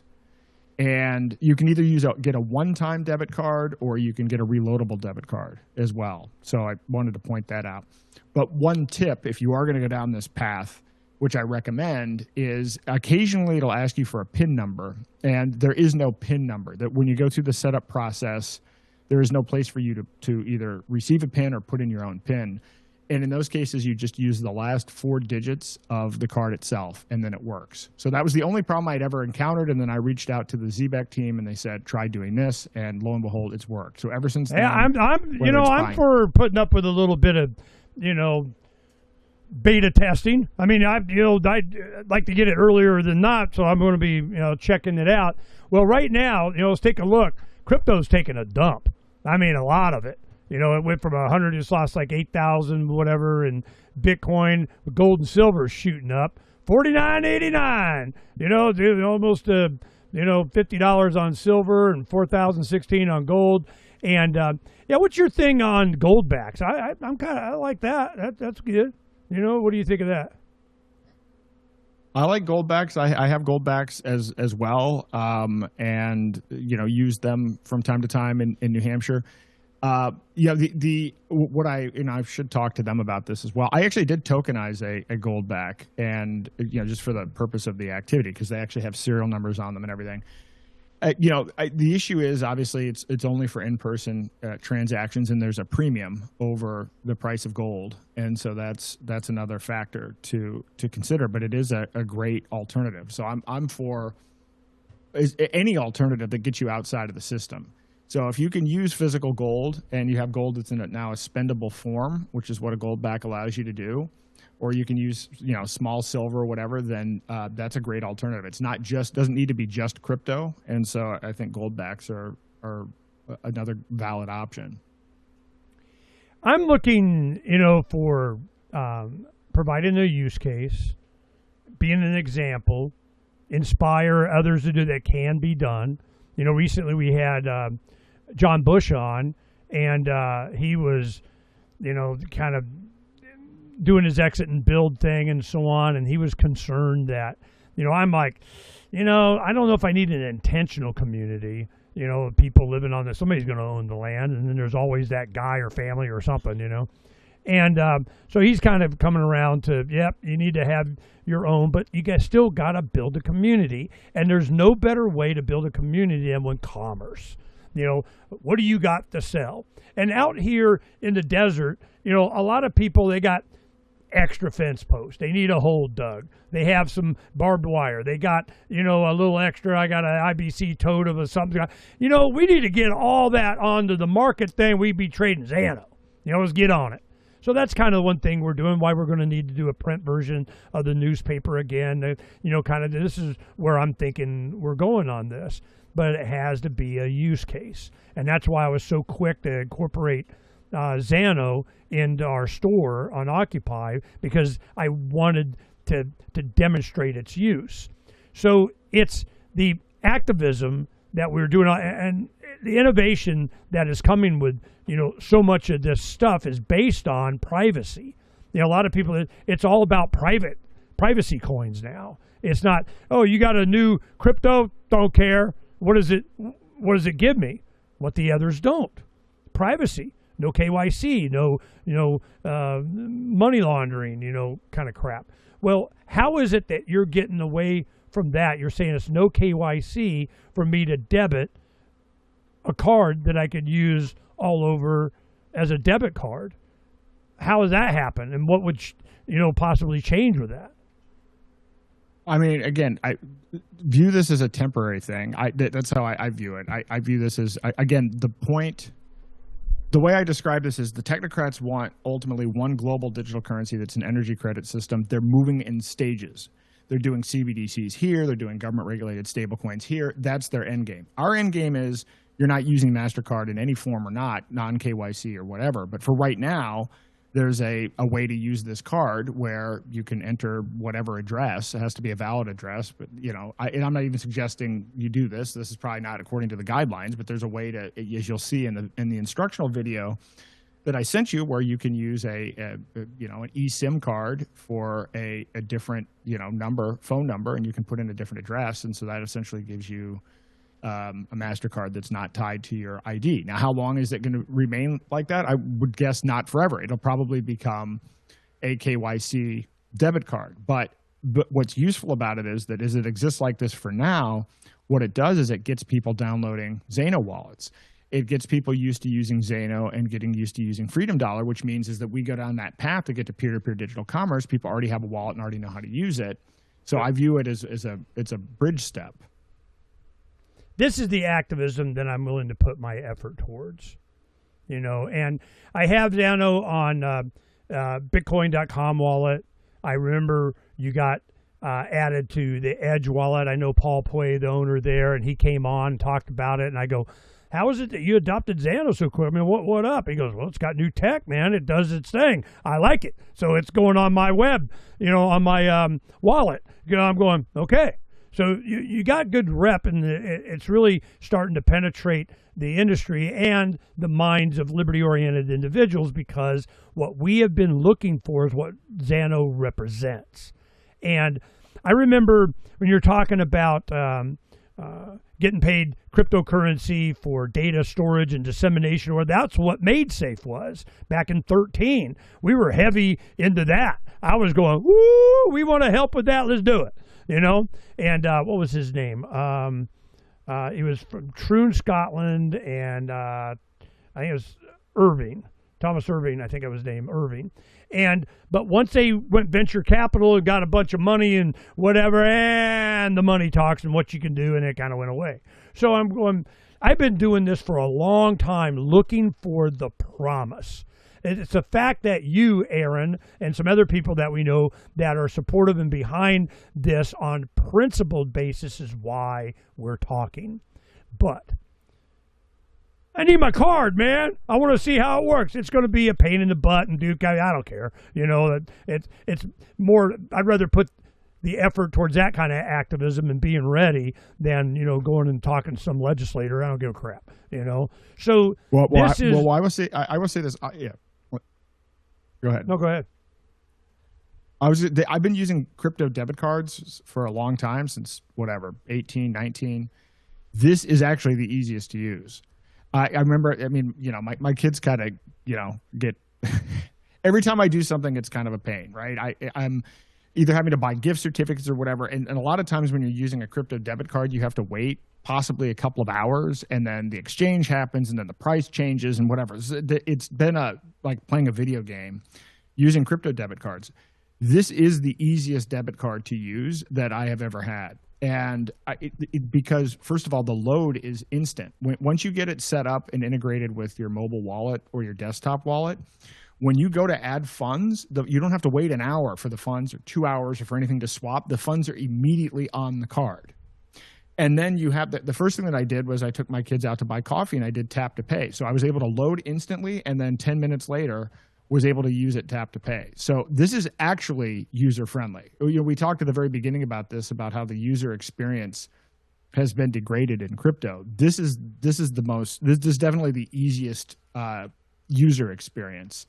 I mean, there's a little bit of work to get the thing set up. You've got to, figure out how to use the mobile wallet and get the initial configuration. But once the configuration's done once, then man, it's as fast and easy as anything I've ever used in crypto for a debit card. I'm glad to see a lot of these improvements, advancements in it. And we talked to one of the developers that you hooked me up with from ZANO, but he wasn't really, a lot of these guys, they're micro on their mission. They're doing one thing. He didn't really have an overall, like I was talking to you. So I'm still looking to talk to more developers and people that are developing these different tools. I'd like to drill down more on the card because I see it coming. I definitely see the freaking need, like you're saying. This technocracy thing. I was talking to Patrick Wood just before you, and he's I didn't know, even though he and I have known each other for, almost 20 years. And he came back to Technocracy when he did his Trilateral Commission book and so on in the 70s and knew what was coming. And then he starts looking at it and he discovered Technocracy. He didn't know that was not a trait that he understood, but he knew that he had it. It was Professor Sutton had passed away, and he goes, I got to do this because nobody else is. Nobody else knows what's coming. I got to do this. So all of a sudden he went all technocracy because it was the embodiment of everything that he was warning about decades before. So he's like, man, I'm on a mission. Well, it's, again, he's kind of, lobby central, City Hall is not necessarily where it's going to go. And it sure as hell doesn't stick. What does stick? For me, it's just been general public opinion. You get 9/11, the housing crash, and you have COVID. People are like, damn, if you don't get it by now, it's bifurcated in the I freaking get it, government bad, and, I just dance with the devil a little bit and get some benefit, and maybe we'll change him. It's really separating into kind of, there's a fine line. Where is that line, do you think? What is it that people are for, against, good guys, bad guys? Where do you think it's separating, where our future is going to be? So I did an episode on this too, because I think this is a very important point, which is I think people are in a state of delusion coming off of the election. And so this is one of the challenges that we have, and it relates to this belief that we now have free speech because Elon bought Twitter, and that somehow the new media paradigm that we have is an improvement over the old media paradigm. So what I actually think is that people, and what I've been frustrated on, I actually did an entire episode just on how Maha has been hijacked, and they're unaware of it. These people are out there thinking that we won, right? And they're thinking, oh, well, we got this change made on some vaccine schedule, and they're not realizing that they're now talking about mandating wearables and that AI has infiltrated the administration at the highest level with Larry Ellison and the Operation Stargate, and now Trump saying we're going to start collecting DNA databases on children with cancer. It's gone. It's the opposite, complete opposite of medical freedom. So the problem that I see right now is we're losing and people think we're winning. So this is the issue that we have, and we're going in the wrong direction right now. We're actually going in the opposite direction. When I analyzed what's going on with social media, let me give you a couple of examples. So what are people saying now? People are saying, oh, well, we have Rumble, we have Truth Social, we have X. So, all right, well, let's break that down. X, 70% of the traffic now on social media is it's just bots. And this has been proven. And I've actually put videos out, and you've probably seen these as well, where there are as many as, they're like 2 or 3 people operating a bank of cell phones that are doing nothing but posting bot content. This is a real phenomenon. So the stuff that you're seeing on social media is 70% bots. But the rest of it, the algorithms, when Musk says freedom of reach, not freedom of speech, that means that he controls the algorithm, and that's essentially a form of a social credit score. In fact, they have a score. You have a version of a social credit score within the X algorithm that determines what your reach is. So if you're sitting here thinking that's free speech, freedom it's not of speech, public, but not reach. Yeah, I heard it. This isn't a public square. It's like a maze filled with porta potties where you're in there talking to, with some random group of people in a porta potty maze. It's not a public square. But people believe that we won the free speech battle. Rumble is owned by, some of the investors in this are J.D. Vance, Vivek Ramaswamy, Howard Lutnick. And what you find with Rumble, one of this guy, Craig Wengelwitz, who's been part of the Technocracy Roundtable, and I've had him on my show a couple times, he had a show on there, and what he found, he got booted on there. It's a long story, but the whole thing is pay to play. So the traffic and the numbers that are generated on Rumble, first of all, they're probably fraudulent. There's an ongoing lawsuit. When you see the number of eyeballs, that's not even real.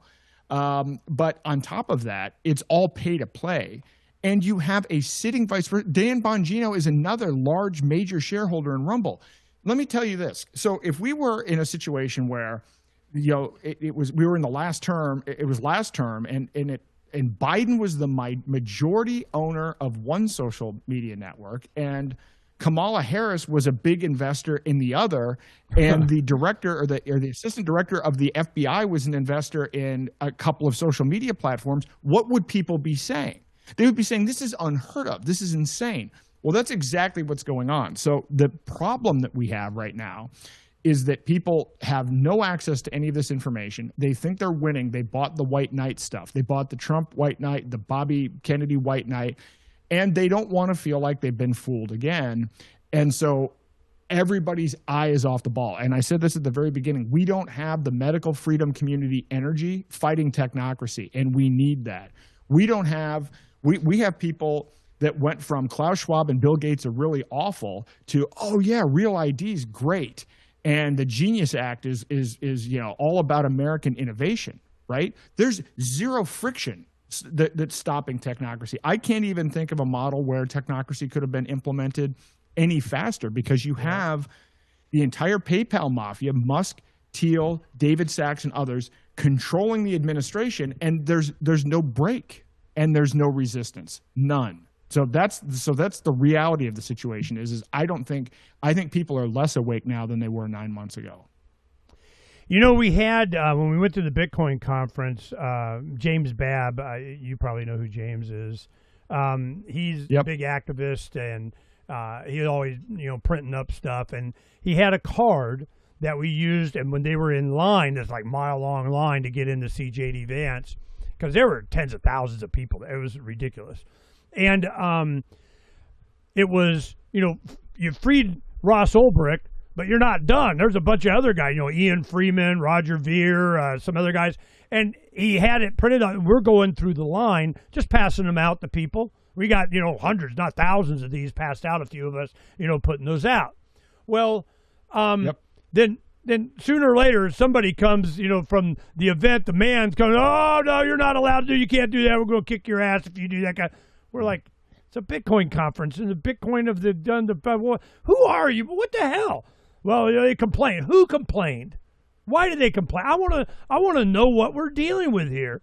Well, of course, you got to comply or, they'll shoot you. But it was the whole experience there, really, I didn't stay that much. I had a nice room at another place, and I spent more of my time with dinners with some of the guys and catching up on, but we had this same conversation. And I even heard third party, other people talking. They go, yeah, this one guy that we know, and he's, big guy, and I know, we were talking, and they were saying, man, we got to get Ernie on board. He hadn't drank enough of the Kool-Aid, man. We need to get, and I'm going, what makes them think that I'm ever going to, be able to store a value thing of we gotten J.D. Vance of Vivek sailor crap? I mean, I'm no. So I'm not even waste time lobbying these guys. They know. They understand the argument. They get it. They just made a choice. Well, I choose not.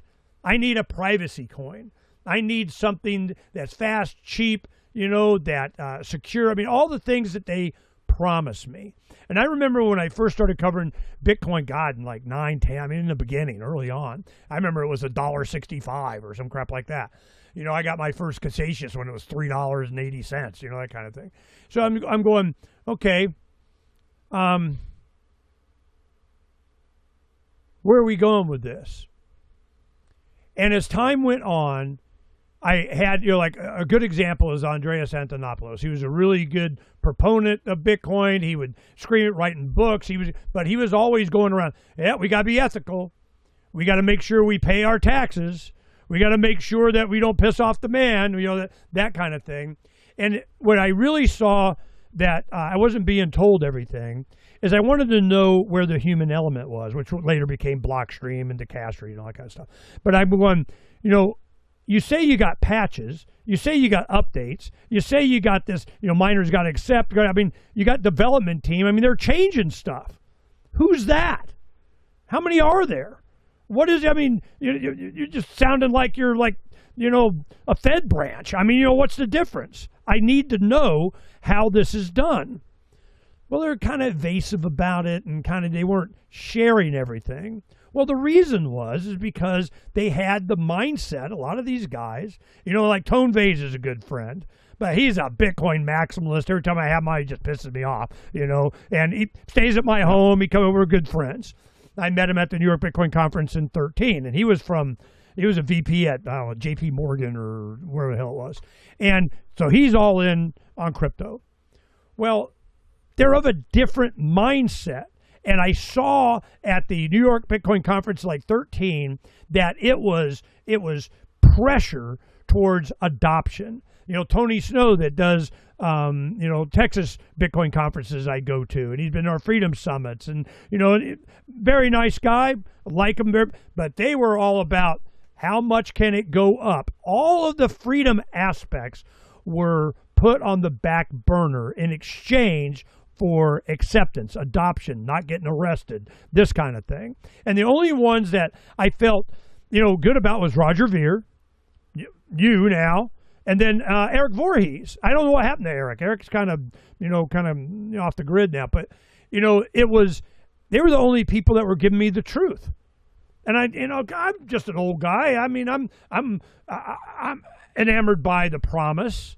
But then it was it's anonymous, and then you start finding. I had a guy that had a company called Dark Data Services or something, and he came on. He called me, and said, "Look, I need to come on your show because he was a company that tracked down Bitcoin traffic for government and for private companies." And he goes, "I can track you down to your device. All this anonymity crap. If you don't know what you're doing, they're full of it." Because I'm the guy doing it. I just want to tell the Liberty community, hey, FYI, man, I just want to make sure you know. So then they go, well, it's pseudo-anonymous. Well, I had to look up pseudo. I don't know, pseudo what? What the hell does that mean? It means not. They got to come up with a word for not anonymous. And this is so representative of the kind of crap that is out there. And I'm willing to, you know, experiment, play, promote, but I need to know the truth. Always tell me the truth, Aaron. I count on it, man. Well, I have and I do. I mean, there's no number go up strategy here. I mean, this is for the last 3+ years I've been trying to warn people about CBDCs, and I was trying to warn people about the crackdown that was coming, and then then Ian went to prison, and then what happened to Roger happened, and this is one continuous thread for me, and all I'm trying to do is figure out how to wake people up to the threat of technocracy and figure out how to build parallel systems as quickly as possible. That's all I'm about. That is 100% of what I do every day, and to try to help get our prisoners of war out of prison. So I guess those are 3 things, but that's it. That's all I'm about. And, these things are not without risk. I mean, again, we have people ask me all the time, well, couldn't this happen or couldn't this happen? Look, the default is technocracy. The default is everybody's going to have a real ID. You're going to have you have a backdoor CBDC, and we now have Palantir AI surveillance everywhere with a database of Americans. That is the default, right? That's what's happening. Some of it's already happened, and the rest of it is being rolled out. That's what we're up against. So, regardless of how low the probability may be, we've got to fight back. And so far, this is by far the best toolkit that I've found. And what I've found about ZANO, what I like about it the most, and I was introduced to it by, somebody that we know who, has a lot of credibility in my book because, has always been on the right side on these issues. And so I did my homework. I met with the ZANO team in person. I've met Pavel. I've met Andre, and I've spent time with him twice. I've met his wife. I've hung out with the entire, marketing team. Quentin, I know you had on here. I know him well, and the rest of that team. And I've worked with him now for over a year and a half, talking about stuff, collaborating on projects, trying to, provide some insight on this. And so now, if you look at what's happened, again, from the first time that you and I talked about this, I will tell you, the Liberty community is getting behind this. I mean, you mentioned John Bush. I've done a couple of ZANO workshops for his community, and and he's included ZANO and part of the exit and build strategy. I've talked to Derek Brose about this. Sal the Agorist is getting behind this. Jason Basler and the Free Thought Project guys are getting behind this. This is the project where the people who have been homeless and wondering what happened to the whole Liberty crypto movement, they're all getting behind this project. That's really happened, and that's really congealed over the last year and a half. That is the most exciting thing to me about it is overwhelmingly the people that are behind this project are the people that have been fighting for the original intention of what we thought Bitcoin was. And by the way, we may have been wrong about what we thought Bitcoin was, but what we thought Bitcoin was, this is what ZANO is, and so I'm excited about it. I see the future of abundance. I'm not really afraid, especially since we got the land. I'm worried about my kids, and they all got great jobs and good resources, and their kids are fine. Everybody's fine until they're not fine. And grandma and grandpa, out in the dago, yeah, you're gonna like it when you need it. I'm just saying, So it's I'm seeing the whole point of our effort was Freedom's Phoenix. It was from the ashes of Lady Liberty's torch, Freedom's rebirth. Well, I'm seeing the ashes. Here come the ashes. I got the graphic up here. There you go. That's Lady Liberty's torch. And you have Freedom's Phoenix.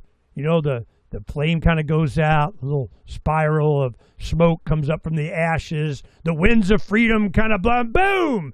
Freedom's Phoenix. That's what I see coming. That was been my mindset from the beginning. We're going to have to go through this stuff. But there needs to be people such as yourself and projects like ZANO to allow for the flourishing, for the Phoenix. And I always knew it was going to be for my grandchildren. This is something that, Grandpa, what did you do? I mean, I was a prepping. I was talking to Aaron. Are you going to help me get her done? So I'm glad we had this conversation. I'll let you have the last word. Pimp all your shows and efforts that you're doing and what people need to see and do and go. But ZANO, and it's been doing well, except today, all the crypto took a dump, man. I mean, but it always bounces back. But I'm really don't care about I don't care. I just want the features that I want, that I was promised. Lying sacks of snot out there. So I'm your use case. Help me, help you. Help me, help you. Go ahead and help the audience. Tell them what they need to know, man. Well, so there are multiple places that you can reach me, but the safest, which is kind of the portal to everything else, is daylightfreedom.org. And so this links to all of the other projects that I'm working on at any point in time. And again, our full focus, my wife and I, is on warning people about the threat of technocracy, but empowering people to build parallel systems. And the core of that is built on ZANO.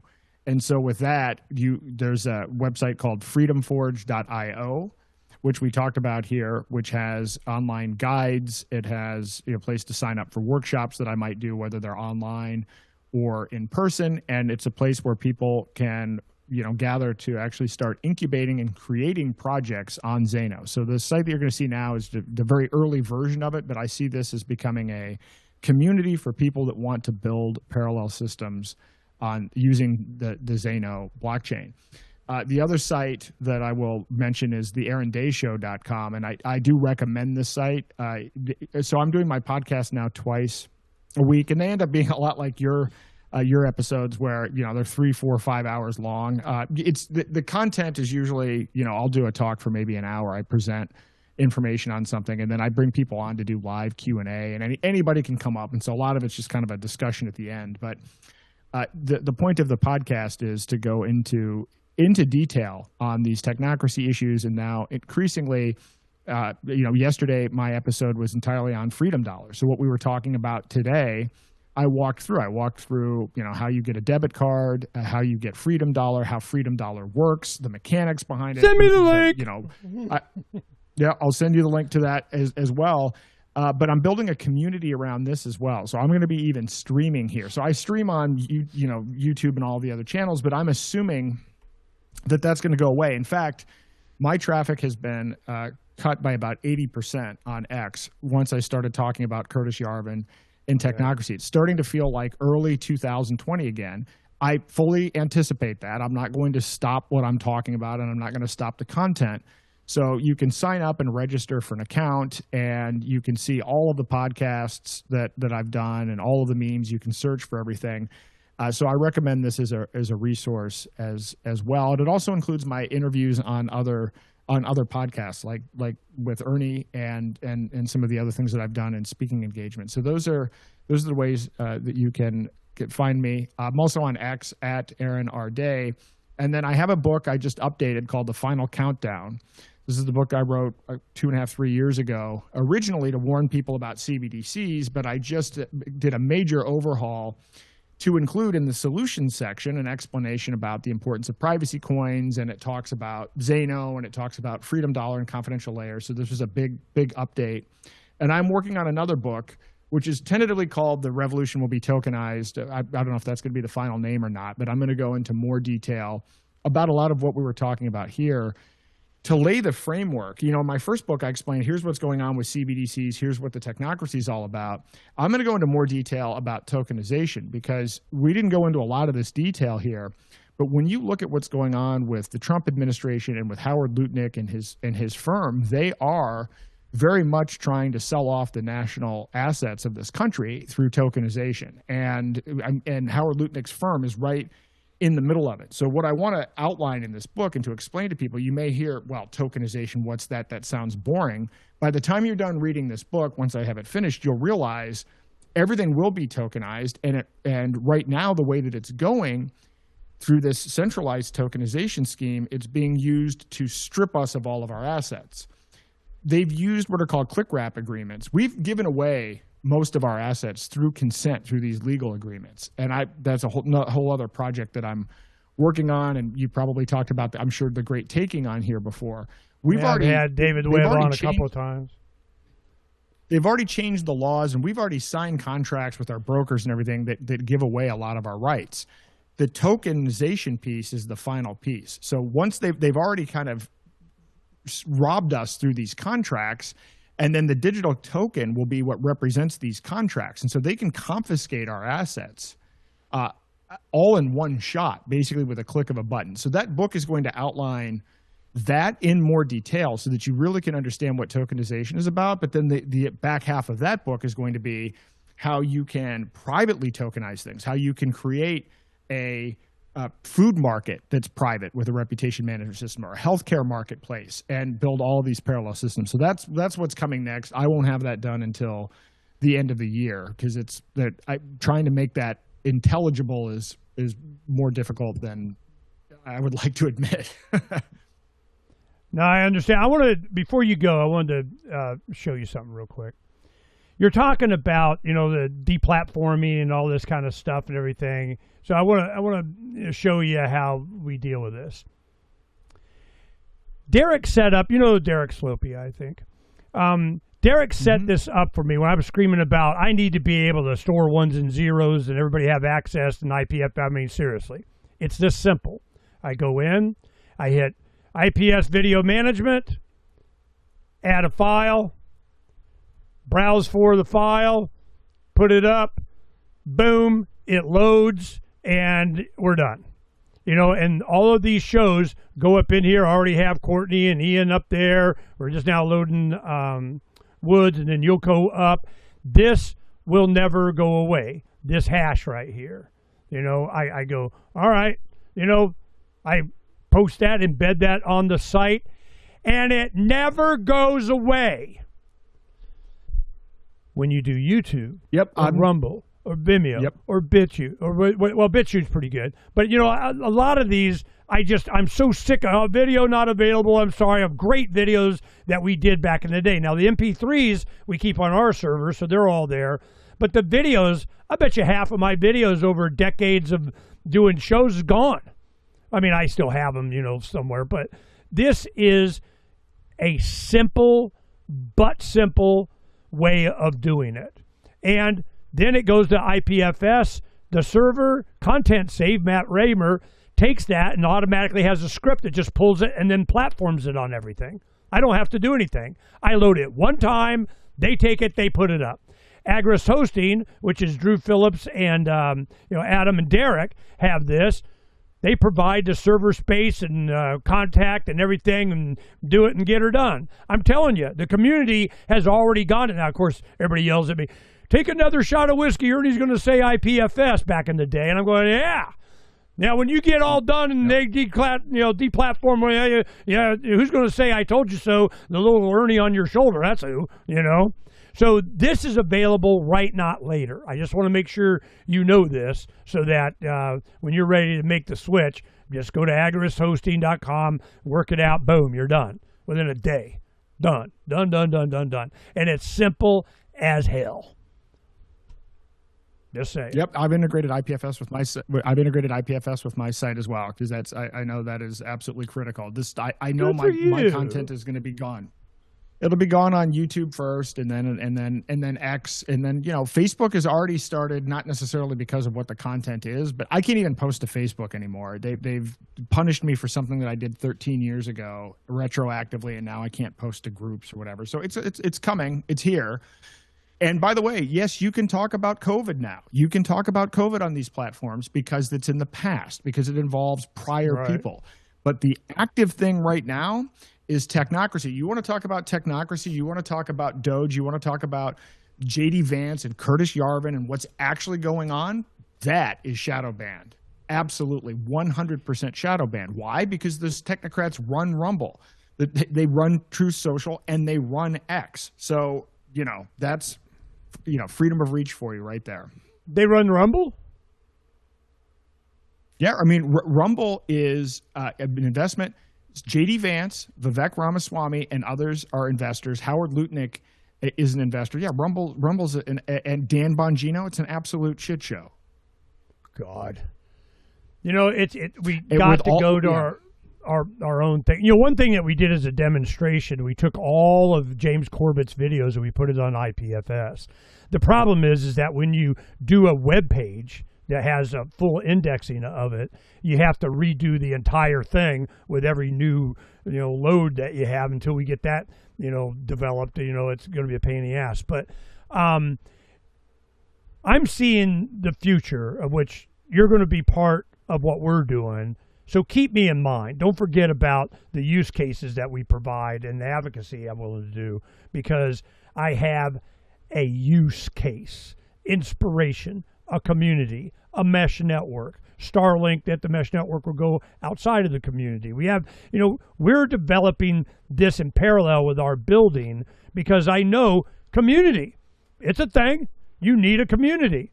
I don't want the community living on my land, but, you know, you need a community. And you can buy the vacant one right over there.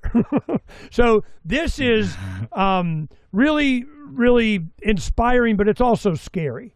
Today was a day of damn. I mean, you know, the 4 guests I did, I mean, I'm ready to get out of this chair, but I'm telling you, it's been are we there yet? I mean, we're close, but darkest before the dawn. And the reason it is because humanity keeps marching on, because they just see an existential threat to their humanity, if not their lives, and certainly the future of their children, that, look, man, we got to do something.